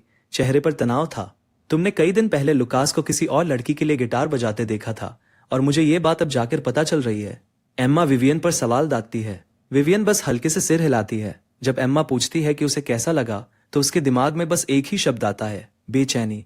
तो फिर तुम अभी भी इतनी जिद पर क्यों अड़ी हो? एम्मा परेशान होकर कहती है। अगर तुम्हें सच में उसके लिए कुछ फील नहीं होता तो तुम्हें इससे बिल्कुल फर्क नहीं पड़ता। तुम्हारे पीछे तो बहुत से लड़के पड़े हैं। क्या तुम्हें फर्क पड़ता है कि उनमें से कोई किसी और के साथ चला जाए? विवियन हंसकर टालती है। नहीं, मुझे नहीं पड़ता। तो फिर इस बात से क्यों फर्क पड़ रहा है? एम्मा आराम से पूछती है, लेकिन विवियन देखती है कि आसपास के सब लोग उन्हें देख रहे हैं तो वो बस इतना कहती है, मुझे नहीं पता। अगर तुम ऐसे ही हाथ पर हाथ धरे बैठी रही तो तुम बस बैठ के देखती रहना कि कैसे लुकास और वो लड़की एक दूसरे के और करीब आ रहे हैं। फिर एक दिन तुम उसे गले लगाते देखोगी, किस करते देखोगी। थोड़ा और रुक जाओ और फिर तुम उसकी शादी का इन्विटेशन कंफर्म कर रही होगी। विवियन की आवाज एकदम से ऊंची हो जाती है। नहीं, वो किसी और के साथ नहीं रह सकता। मुझे थोड़ा सोचने दो। TXT+4। हाँ, ऐसे ही अपनी जिद पर अड़ी रहो, एम्मा कहती है और उस पर एक तिरछी नजर डालती है, पूरी तरह अनकन्विंस्ड। क्या मैं सच में उसके साथ इतनी बुरी थी? विवियन थोड़ा डिफेंसिव होकर पूछती है, सच सुनना चाहती हो? मुझे साफ साफ बताओ। तुम पर उसका बहुत बड़ा उधार है। तुम्हें क्या लगता है, अगर मैं और लुका साथ आ जाए तो क्या वो कभी किसी और के प्यार में पड़ेगा? वो तो अभी से ही दूसरी लड़कियों के लिए गिटार बजाता फिर रहा है। ये सवाल मुझसे पूछने का कोई मतलब नहीं है। तुम दोनों साथ बड़े हुए हो, है ना? तुम्हें इसका जवाब किसी से भी बेहतर पता है। और वो तुम्हारे लिए लॉयल रहेगा या नहीं, ये वो सवाल है ही नहीं जो तुम्हें इस वक्त पूछना चाहिए। तुम्हें तो इस बात पर सोचना चाहिए कि लुकास का ध्यान वापस अपनी तरफ कैसे खींचा जाए। एम्मा की बातों को अपने दिमाग में दोहराते हुए विवियन अपनी पुरानी चैट हिस्ट्री स्क्रॉल करने लगती है और गहरी सोच में डूब जाती है। क्या सच में मैं उसके साथ ऐसी थी? वो हर दिन बिल्कुल टाइम पर उसे टेक्स्ट करता था और उसे ये सब इरिटेटिंग लगता था। वो ठंड होने पर उसे गर्म कपड़े पहनने की याद दिलाता था और उसने कभी पलटकर ये तक नहीं कहा, तुम भी अपना ख्याल रखना। वो इतने लंबे समय तक उसकी ये सब हरकतें कैसे बर्दाश्त करता रहा? अभी भी इतनी ईगो थी कि पहला कदम नहीं उठा सकती थी। इसलिए विवियन अपने सोशल मीडिया पर एक पोस्ट डालती है और खुद से कहती है कि अगर उसने इसे लाइक किया तो वो आखिरकार उसे मैसेज कर देगी। लेकिन वो देर रात तक फोन स्क्रॉल करती रहती है और ऐसा कोई नामो निशान नहीं मिलता कि उसने पोस्ट देखी भी है। मैं जब वापस डॉरम में आता हूँ तो देखता हूँ कि ईथन आराम से पॉरेज का बाउल पी रहा है। एक पल के लिए मुझे लगा कि उसने अचानक हेल्दी लाइफस्टाइल अपना ली है। ईथन बस बाउल ऊपर उठाता है और शांति से कहता है, लुकास की गर्लफ्रेंड ने आज रात उसके लिए पॉरेज ऑर्डर किया था, तो मेरी कोई गर्लफ्रेंड नहीं है, इसलिए मैंने अपने लिए खुद ही खरीद लिया। तुम भी थोड़ा खा लो। हम दोनों सिंगल बंदे हैं और खुद अपने लिए पॉरेज खरीदने पर मजबूर हैं, चाहे ये कितना भी अजीब लगे। बात तो सही है, मैं सोचता हूँ TXT4 और बिना पूछे सीधा बाउल से ही एक बड़ा घूंट भर लेता हूँ। अगले ही पल उस टेस्ट से मुझे उल्टी आने जैसी होने लगती है। ये क्या बकवास है? तुम्हारा ये सेंचुरी एग बिल्कुल घटिया है। तुम्हारे साथ कुछ गड़बड़ है। क्या ये सारे ऐसे नहीं होते? बिल्कुल भी नहीं, मैं पलटकर जवाब देता हूँ और मन ही मन सोचता हूँ, ग्रेस के बनाए पॉरेज का टेस्ट तो इसके आसपास भी नहीं होता। मैं कल छुट्टियों के लिए घर जा रहा हूँ। अरे वाह, ये तो पहली बार हो रहा है। मैं तो लगभग भूल ही गया था कि तुम यहीं के लोकल हो। लगता है मैं तुम जैसे शरीफ इंसान को छोड़कर नहीं जा पा रहा था। सुनो, एक मजेदार बात बताता हूँ। विवियन ने आज फिर एक प्रॉब्लम रिपोर्ट की थी। मैं चेक करने गया तो देखा कि बस स्पीकर की केबल उल्टी लगी हुई थी। तुम्हें पता है उसने मुझे देखते ही क्या कहा? क्या? वो बोली, तुम यहाँ क्यों आए हो? मुझे तो सच में लगता है कि उसने जानबूझकर वो केबल गलत लगाई थी। वो उम्मीद कर रही थी कि तुम उसे ठीक करने आओगे। उसका दिमाग खराब हो गया है। मैं मजाक उड़ाते हुए कहता हूँ, मैं इस बात पर जल्दी यकीन कर लूंगा कि टाइलर सच में पढ़ाई कर रहा है, बजाय इसके कि विवियन वापस मेरे पास आ रही है। लेकिन ईथन पर्दा थोड़ा हटाकर टाइलर को देखते हुए हिचकिचाकर कहता है, वो सच में पढ़ाई ही कर रहा है। घर जाते रास्ते में मैं ग्रेस को कॉल जरूर करता हूँ। बस उसकी आवाज सुनकर ही मेरे अंदर सब कुछ शांत और स्टेबल सा हो जाता है। ग्रेस दूसरी तरफ से धीमी आवाज में बोलती है, कल जब मैनेजर एक जॉब के लिए मेरा इंटरव्यू ले रहा था तो मैं फिर से ठीक से कुछ बोल नहीं पाई। जल्दबाजी मत करो, सब धीरे धीरे होगा। कॉन्फिडेंस तभी बढ़ता है जब तुम अपनी खुद की वैल्यू समझना शुरू करती हो। बस खुद पर काम करती रहो और चीजों को नेचुरली होने दो। TXT4, तुमने पहले ही काफी प्रोग्रेस कर ली है। पुरानी वाली तुम तो वो यूनिफॉर्म पहनने के लिए कभी राजी नहीं होती। मुझे लगता है कि वो दोनों बातें एक जैसी नहीं है। ग्रेस पलटकर चिढ़ाती है, वो दोनों बिल्कुल एक जैसी हैं। मैं कॉन्फिडेंस से कहता हूँ, क्या हमें अगली बार पीरियड कॉस्ट्यूम ट्राई करना चाहिए? तुम पर उस तरह की ड्रेस बहुत जंचेगी और तुम अपने दोस्त को निराश नहीं करना चाहोगी, है ना? क्या तुम प्लीज इस वक्त मुझे चिढ़ाना बंद करोगे? ग्रेस तुरंत बात काटती है, खैर बस रिलैक्स करो, आराम से चलो, मैं यही तुम्हारे साथ हूं। जैसे ही मैं घर का दरवाजा खोलता हूं, जोई उम्मीद भरी नजरों के साथ मेरा वेलकम करती है। लुकास, तुम आ गए। क्या चाहिए तुम्हें? मैं पूछता हूं। मुझे पहले ही गड़बड़ का अंदाजा हो गया था। वो तभी इतना मीठा बोलती है जब उसे कोई काम निकलवाना हो। तुम दुनिया के सबसे बेस्ट भाई हो, है ना? और जैसा मुझे लगा था, जोई मुझे मस्का लगाना शुरू कर देती है। मुझे एक मूवी देखनी है, क्या तुम मुझे थोड़े पैसे दे सकते हो? पैसे नहीं है, मैं सीधा मना कर देता हूं। बिना रुके जोई बात को आगे खींचती है। अगर तुमने पैसे नहीं दिए तो मैं सबको बता दूंगी कि तुम विवियन के पीछे पड़े हो। वो मिस्टर एशफोर्ड की बेटी है, तुम्हें पता है ना? वो हमेशा हमारे साथ कितने अच्छे रहे हैं। तुम उसके पीछे भागने की सोच भी कैसे सकते हो? जाओ, जाकर सबको बता दो। मुझे वैसे भी कोई फर्क नहीं पड़ता, मैं बेफिक्र होकर कहता हूँ। उसे कोई अंदाजा नहीं है कि मैंने कई दिनों से विवियन से एक शब्द भी नहीं बोला है। TXT+4, रुको, सच में? जोई मुझे घूर कर देखती है, मेरे इतने पक्के फैसले को देखकर हैरान। हाँ, तभी मॉम और डैड अंदर आते हैं, सन ग्लासेस लगाए, पूरी तरह तैयार होकर, पीछे सूटकेस खींचते हुए। ये क्या चल रहा है? मैं हैरान होकर पूछता हूँ। क्या आप दोनों कहीं ट्रिप पर जा रहे हो? मुझे किसी ने बताया क्यों नहीं? किसने कहा कि तुम्हें बुलाया गया है? मॉम हंसती हैं और जोई उनके बगल में खड़े होकर हंस पड़ती है। मॉम डैड के गाल पर एक किस करती हैं। हम थोड़ा कपल टाइम बिताने जा रहे हैं। घर पर अपनी बहन के साथ रहो और तमीज से रहना। और बस ऐसे ही, वो दोनों निकल जाते हैं और मुझे इस सिरदर्द छोटी बहन के साथ अकेला छोड़ जाते हैं। मैं पहले से ही थका हुआ फील कर रहा हूँ, कोई मुझे यही मार दो। पर मॉम की बात अभी खत्म नहीं हुई थी। वो जिद करती हैं कि मैं इन अगले कुछ दिनों में जोई के लिए एक ट्यूटर ढूंढूं। वो रोज स्कूल आती जाती है, बहुत ज्यादा आराम की जिंदगी जी रही है और मैं उसे ऐसे मौज उड़ाते नहीं देख सकती। मुझे तुरंत ग्रेस का ख्याल आता है। मेरी एक दोस्त वैसे भी पार्ट टाइम काम ढूंढ रही है। मैं फटाफट कहता हूँ, उसे एक मौका देकर देखते हैं। मॉम हैरान होती हैं कि मैं आसानी से पैसे कमाने का ऐसा मौका किसी और को क्यों दे रहा हूँ, लेकिन उन्हें कोई अंदाजा नहीं है कि उनकी अपनी बेटी असल में रोज कैसी है। मैं जोई को खुद पढ़ाने के बजाय ट्यूशन फीस खुद अपनी जेब से भर देना बेहतर समझूंगा, वरना शायद मैं पैसे मिलने तक जिंदा ही न बचूं। ठीक है डन, मॉम बिना किसी हिचकिचाहट के कहती हैं। पैसे तुम दे रहे हो तो ट्यूटर की फीस तुम्हारे पॉकेट मनी से कटेगी। अपनी दोस्त को बुलाकर ट्राई करवा लो। इस ख्याल से ही मेरे वॉलेट में दर्द होने लगता है। तूने ऐसा क्या किया कि मॉम तुझसे इतना गुस्सा है? मेरे ग्रेड्स बस थोड़े से कम हो गए, जोई गिल्टी होकर कहती है। कितने कम मतलब कितने? लगभग 10 रैंक नीचे। पूरे स्कूल में 10 रैंक नीचे? ये तो इतना बुरा नहीं है ना? पूरी क्लास में, जोई दबी आवाज में फुसफुसाती है। फिर अचानक पैनिक होकर डिफेंसिव अंदाज में अपने हाथ सीने पर बांध लेती है। रुको, ये ट्यूटर लड़का है या लड़की? तुम किसी दोस्त की मदद के लिए मेरी इज्जत दांव पर तो नहीं लगा रहे ना? पहली बात तो तुझमें किसी का कोई इंटरेस्ट नहीं है। दूसरी बात, वो लड़की है, TXT+4। और तीसरी बात, जोई, तुम्हें बिल्कुल शर्म नहीं है। जोई मुंह फुलाकर बात वहीं छोड़ देती है और टॉपिक बदल लेती है। तो सच बताओ, तुम्हारे और विवियन के बीच क्या चल रहा है? मैं उस सवाल को इग्नोर कर देता हूं। मैं आज थक गया हूं। कल मैं तुम्हें मॉल में मूवी दिखाने ले चलूंगा और तुम मॉम से कहोगी कि तुम्हें मेरी दोस्त से ट्यूशन पढ़ने में कोई प्रॉब्लम नहीं है। वैसे भी ऐसा तो है नहीं कि तुम्हें सच में किसी भारी ट्यूशन की जरूरत है। तुम्हें तो कोई भी पढ़ा सकता है। मैं ग्रेस को मैसेज करता हूँ, क्या तुम आज भी मॉल के पास ही काम कर रही हो? तुम्हारी शिफ्ट किस टाइम खत्म होगी? मुझे तुमसे कुछ बात करनी है। ग्रेस तुरंत रिप्लाई करती है, क्या बात है? मैं इसे सरप्राइज रखना चाहता हूँ, इसलिए बस कहता हूँ कि जरूरी बात है और मिलकर ही बतानी होगी। ग्रेस आगे कुछ नहीं पूछती और सीधे अपनी शिफ्ट खत्म होने का टाइम भेज देती है। मैं वो मैसेज देखता हूँ और जोई दरवाजे पर बेसब्री से मेरा इंतजार कर रही होती है। ग्रेस को एक पक्की ट्यूशन जॉब दिलाने के बदले एक दिन मॉल में धक्के खाना तो बिल्कुल घाटे का सौदा नहीं लगता। लुकास, मुझे फ्रूट टी चाहिए, दिला दूंगा। और बाद में मुझे एक नई ड्रेस भी चाहिए, ठीक है? और एक नेकलेस भी। ज्यादा सिर पर चढ़ोगी तो कुछ भी नहीं दिलाऊंगा। लुकास, तुम नहीं चाहोगे ना कि तुम्हारी बेस्ट फ्रेंड ये ट्यूशन वाली जॉब खो दे? ये लड़की सच में मेरी ही बहन है। इसकी धमकियां भी बिल्कुल मेरी जैसी ही लगती हैं। हार मानकर मैंने काउंटर के पीछे रखे एक पर्ल नेकलेस की तरफ इशारा किया। ये तुम पर अच्छा लगेगा। जोई तुरंत राजी हो जाती है। नाइस नाइस, चलो इसे ट्राई करते हैं।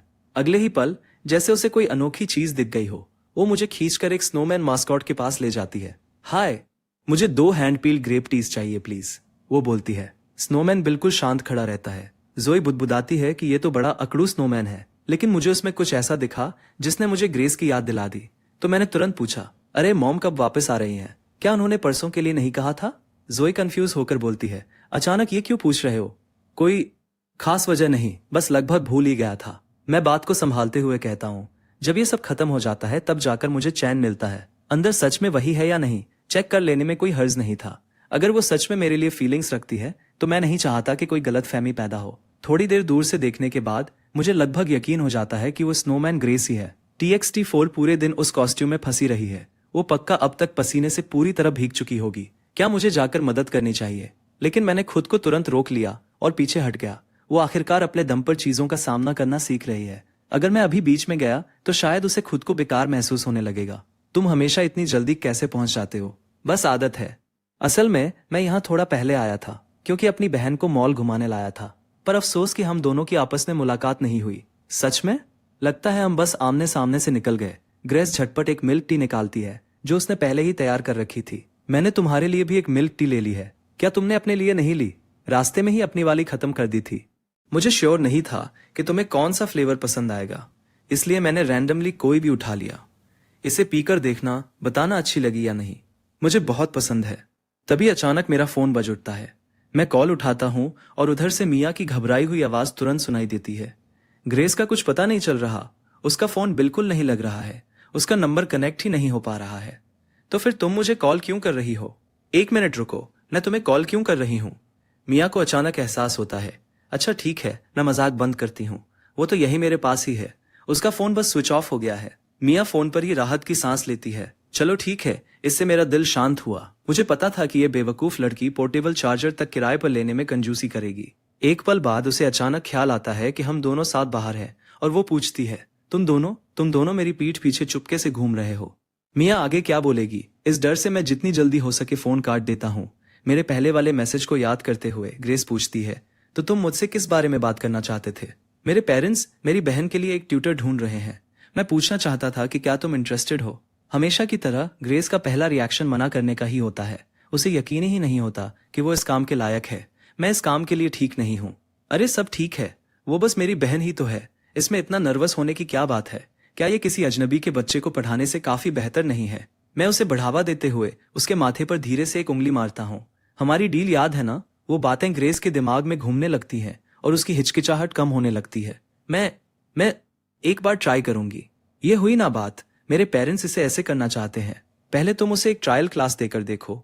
अगर सब ठीक रहा तो वीकेंड के दोनों दिन हर रात 2 घंटे पढ़ाना होगा। 300 प्रति घंटा। ये सुनकर ग्रेस की आंखें फटी की फटी रह जाती हैं। ये तो बहुत ही ज्यादा है। मेरे गले में पानी अटकते अटकते बजता है। रुको, बहुत ज्यादा? तुम मजाक कर रही हो, है ना? पैसे तो तुम्हें मिल रहे हैं। बहुत ज्यादा से तुम्हारा क्या मतलब है? क्या सच में तुम्हारा दिमाग खराब हो गया है? यही तो बात है। हो सकता है मैं ठीक से ना पढ़ा पाऊं TXT+4, क्योंकि मैं उतनी स्मार्ट नहीं हूं। ग्रेस भरभराई हुई आवाज में कहती है। मैं भरता हूं, इस बात से हैरान कि उसमें कितना कम कॉन्फिडेंस है। अगर तुम सच में स्मार्ट नहीं होती तो इस कॉलेज में एडमिशन ही नहीं मिलता। मैं एक फोरम पर ट्यूशन की लिस्टिंग खोलकर उसे दिखाता हूँ। देखो, ये सब हमारे ही कॉलेज के हैं। हर कोई 1 घंटे के कई सौ चार्ज करता है। तुम्हें लगता है कि तुम स्मार्ट नहीं हो, ठीक है, फिर 250 प्रति घंटा। ये सही रहेगा, क्योंकि तुम वैसे भी खुद को कम ही आंकती हो। इससे कम बिल्कुल नहीं होगा। क्या हम इसे थोड़ा और कम कर सकते हैं? 220 या शायद 200?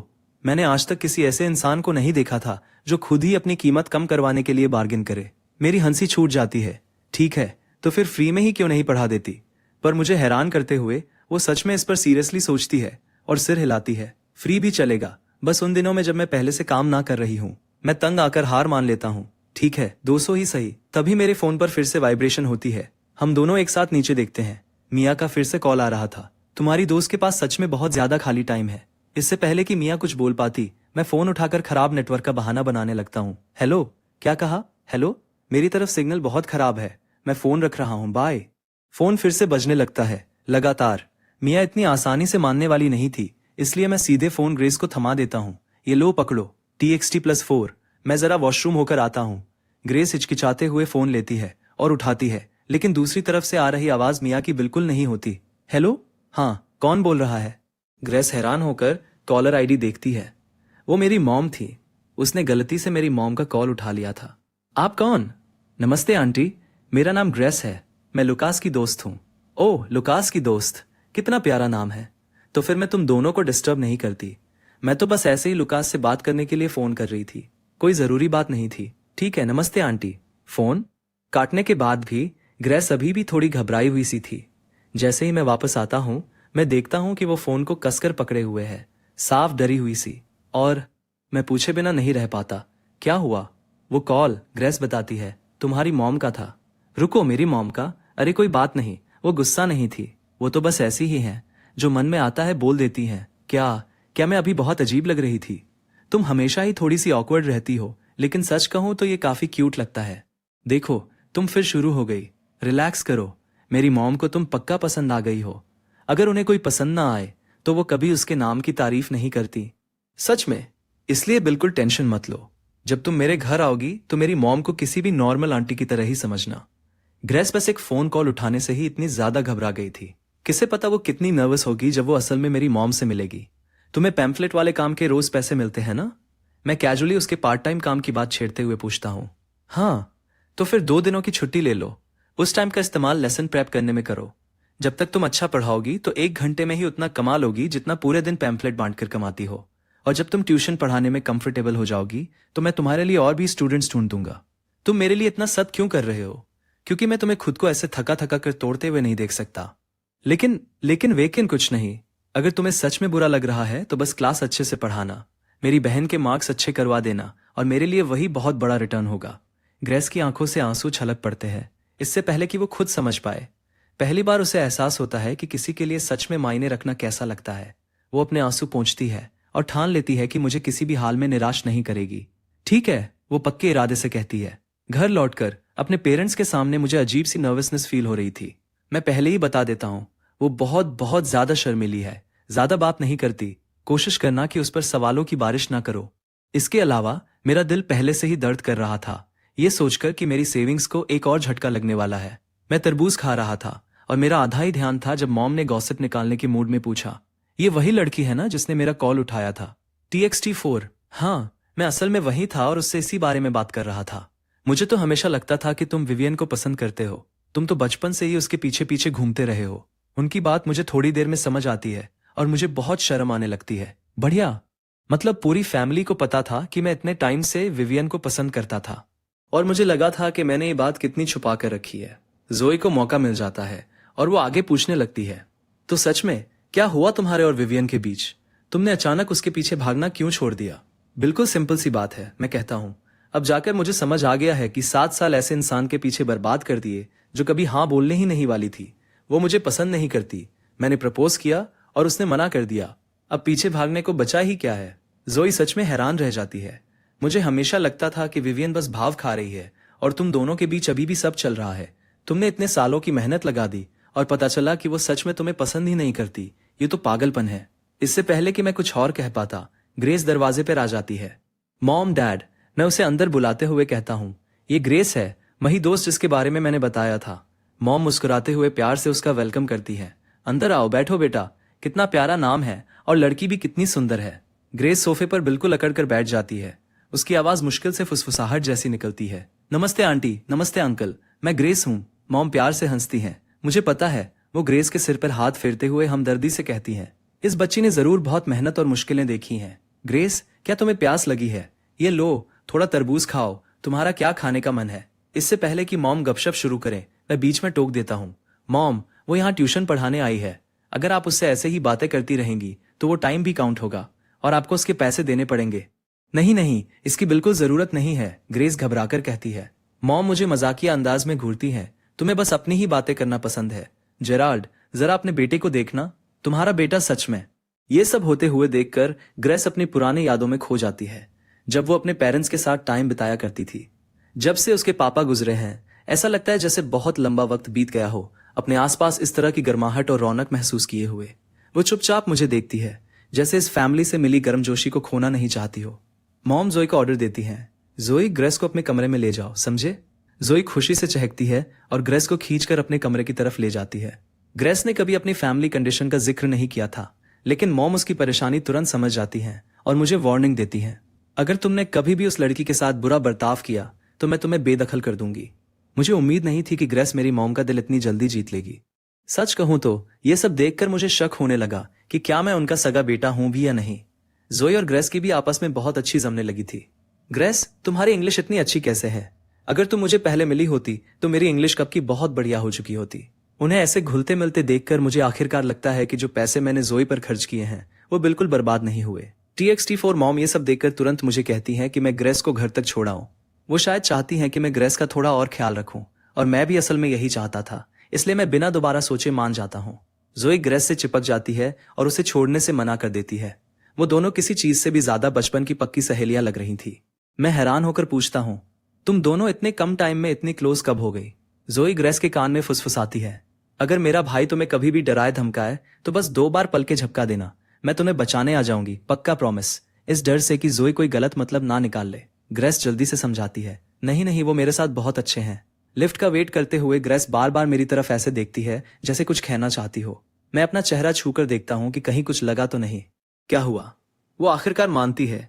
मैं कल पूरी रात यही सोचती रही कि क्या गिफ्ट लेकर जाऊं और आखिर में खाली हाथ ही चली आई। ऊपर से तुम्हारी फैमिली से पहली बार मिलना भी था। मैं उसके थोड़ा और करीब झुकता हूं, फर्क नहीं पड़ता। तुम यहाँ ट्यूटर बन के आई हो, याद है ना? वैसे भी अगर तुम कोई गिफ्ट लेकर आती तो ये तो बिल्कुल ऑफिशियल हो जाता, जैसे तुम पहली बार अपने ससुराल वालों से मिलने आई हो। ग्रेस शर्म से लाल हो जाती है और नजरें नहीं मिला पाती। मेरा वो मतलब बिल्कुल नहीं था। मेरी बहन ने तुम्हें अंदर ज्यादा परेशान तो नहीं किया?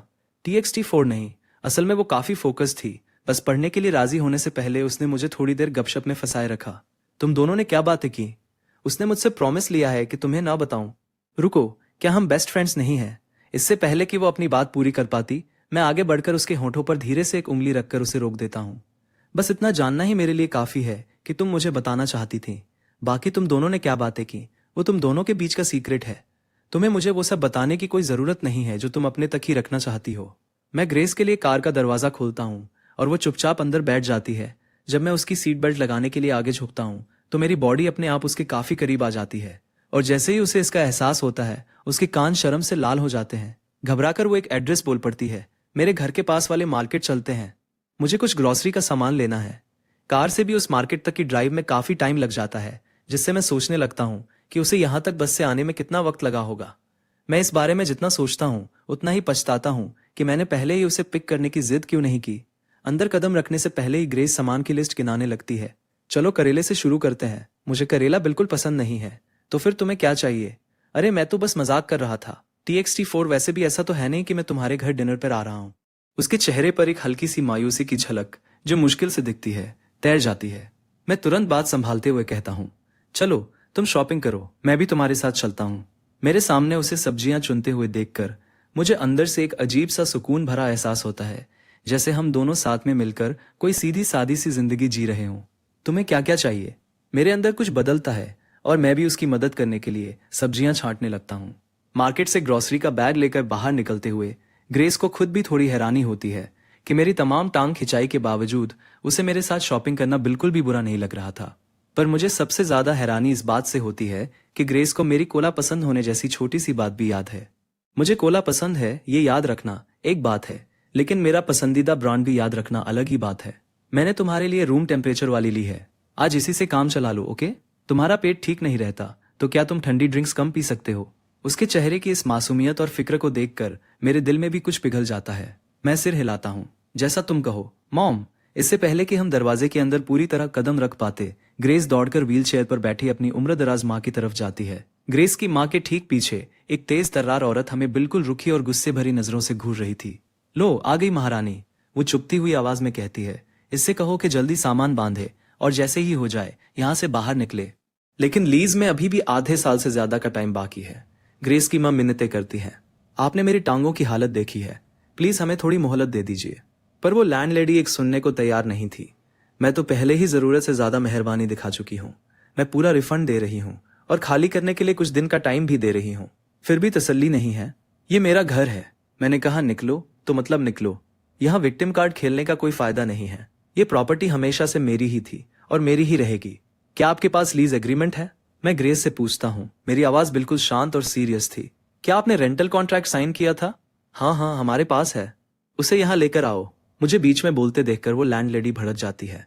और तुम कौन होते हो हमारे मामले में टांग अड़ाने वाले? TXT+4 बिना एक पल गवाए मैं तुरंत पलटकर पूरी संजीदगी से जवाब देता हूँ। ये मेरी होने वाली सास है। तो हाँ, ये बिल्कुल मेरा ही मामला है। कॉन्ट्रैक्ट के फॉर्म को स्कैन करते हुए मुझे पूरी बात तुरंत समझ आ जाती है। ये लीज एक एजेंट के जरिए करवाई गई थी और इस लैंडलेडी को साफ तौर पर कोई ऐसा किराएदार मिल गया है जो ज्यादा पैसे देने को तैयार है। और अब उसने सोच लिया कि एक माँ बेटी को निशाना बनाना आसान है, कमजोरों को दबाना सीधी सी बात है। कितनी घटिया सोच है। घर खाली करना ठीक है, लेकिन आपको कॉन्ट्रैक्ट की कुल कीमत का 30% पेनल्टी के तौर पर देना होगा। बिल्कुल वैसा ही जैसा यहाँ साफ साफ लिखा है।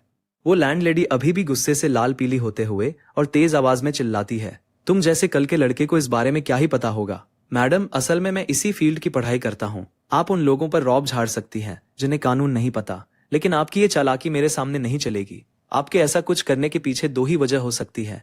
या तो आपको सच में कानून की समझ नहीं है, या फिर आपने सोचा कि इन्हें दबाना आसान होगा। मेरी मानिए तो इस पर दोबारा सोच लीजिए। अगर आप इस बात को आगे बढ़ाएंगी तो हम भी इसे अंजाम तक पहुंचाकर ही दम लेंगे। लेकिन सच कहूं तो मैं इस रास्ते पर जाने की सलाह नहीं दूंगा। मेरे प्रोफेसर यहाँ के लीगल फील्ड में काफी जाने माने नाम है। बहुत मुमकिन है कि आप जिस भी वकील को हायर करेंगी उसका कोई ना कोई कनेक्शन मुझसे निकल ही आएगा। देखिए, अगर आपको पैसों की जरूरत है और आप ज्यादा पैसे देने वाले को किराए पर देना चाहती हैं तो मैं समझ सकता हूँ, पर यहाँ हर कोई अपनी जिंदगी में स्ट्रगल कर रहा है। थोड़ी इंसानियत और समझदारी दिखाने में कोई हर्ज नहीं है। अगर ये मामला सच में कोर्ट तक पहुंच गया तो आपके और पैसे खर्च होंगे और हो सकता है कि आपको हर्जाने के तौर पे और भी ज्यादा चुकाना पड़ जाए। तो फिर बात को इतना क्यों बढ़ाना? ये देखकर कि बाजी उसके हाथ से निकल रही है, वो लैंडलेडी गुस्से में तमतमाते हुए बोलती है, ठीक है, जैसे ही लीज खत्म होगी तुम दोनों बाहर होगे। मैं किसी को भी किराए पर दे दूंगी, पर तुम दोनों को दोबारा कभी नहीं। ये सच में कमाल है, ग्रेस मन ही मन सोचती है। तभी तो वो हर बार इनकी बातों के जाल में उलझकर रह जाती है। रुको, क्या इन्होंने अभी अभी उसकी माँ को अपनी होने वाली सास कहा था? जो भी हो, गाल अभी भी शर्म से लाल थे, फिर भी वो धीरे से थैंक यू बोल ही देती है। Thank you so much. Aunty आप ठीक तो है ना? अगर आपको दोबारा ऐसी कोई औरत मिले तो बिल्कुल मत दबना। मैं ठीक हूँ, मैं बिल्कुल ठीक हूँ। सच में तुम्हारा बहुत बहुत शुक्रिया। अरे इतना तो मैं कर ही सकता था। ग्रेस ने भी कई बार मेरी बहुत मदद की है। तुम्हारा नाम लुकास है ना? मैं चौंक कर वहीं रुक जाता हूँ, ये जानकर कि ग्रेस की माँ को मेरा नाम पहले से पता है। आप मुझे जानती हैं, मेरी बेटी हमेशा तुम्हारे बारे में बातें करती रहती है। तुम सच में बहुत अच्छे लड़के हो।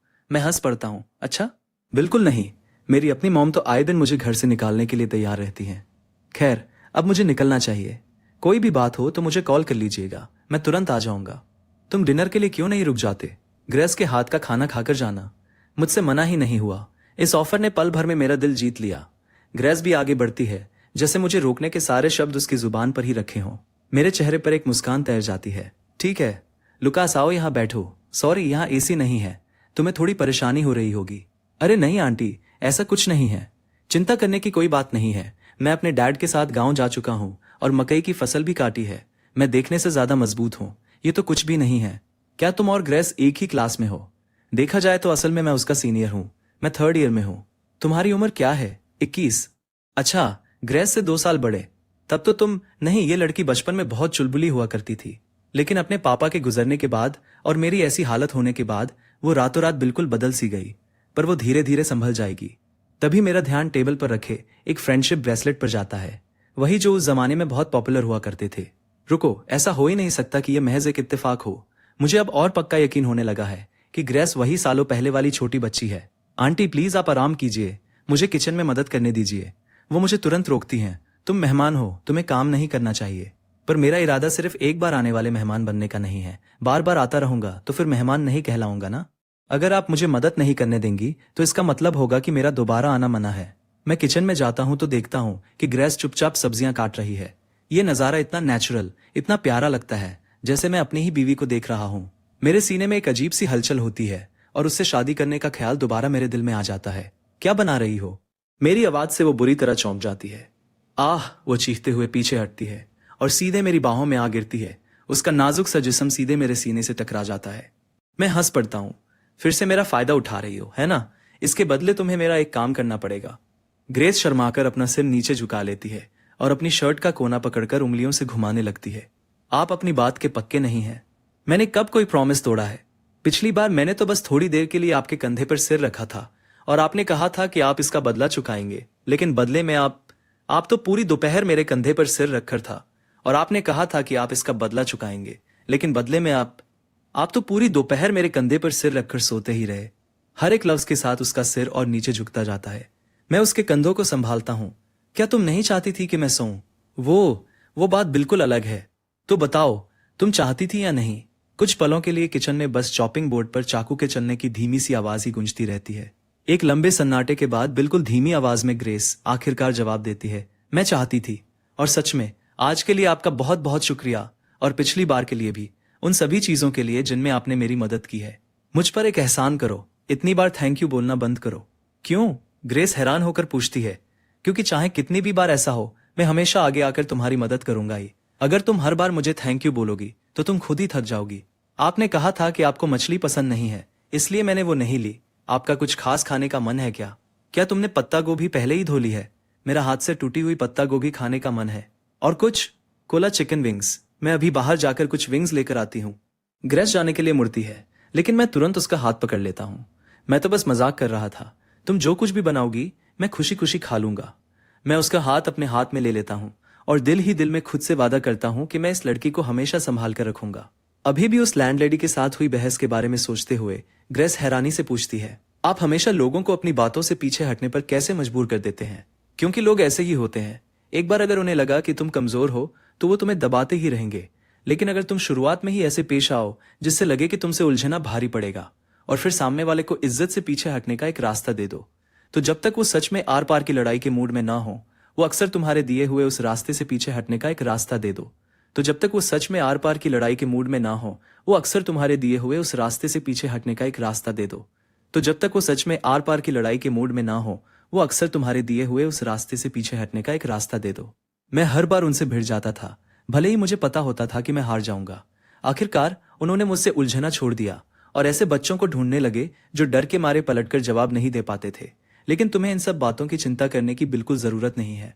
मैं हूं ना तुम्हारे साथ। जब खाना टेबल पर लग जाता है तो मैं एक डिश ग्रेस की माँ की तरफ आगे बढ़ाता हूँ और खुद ही बोल पड़ता हूँ, आंटी इसे चक्कर देखिए, ये मैंने बनाया है। वो एक निवाला लेती हैं और इम्प्रेस हो जाती हैं। तुम खाना भी बना लेते हो। उन्हें ये नहीं पता कि उस वक्त जब मैं विवियन का दिल जीतने की कोशिश कर रहा था तो अपने पैसों से दिन रात उसके घर जाकर उसके लिए उसकी मनपसंद डिशेस बनाया करता था। अब पीछे मुड़कर देखने पर यह सब बहुत मजाकिया सा लगता है। मैं इस ख्याल को झटक देता हूँ और चुपचाप अपने बगल में खाने पर ध्यान दे रही ग्रेस को देखता हूँ और थोड़े इशारे भरे अंदाज में कहता हूँ, चलो कम से कम यहाँ कोई तो है जिसे मेरा खाना पसंद है, चाहे जैसा भी बना हो। लुकस, क्या तुम किसी इंटर्नशिप की तैयारी कर रहे हो या आगे मास्टर्स करने का प्लान है? उसका यह सवाल मुझे थोड़ा चौंका देता है और मैं कुछ पल सोचने के बाद आखिरकार सच सच जवाब देता हूँ। सच कहूं तो मैंने अभी तक कुछ तय नहीं किया है। सच बोलूं तो थोड़ा कंफ्यूज्ड हूं। कोई बात नहीं, वो मुझे तसल्ली देती है। तुम अभी काफी यंग हो,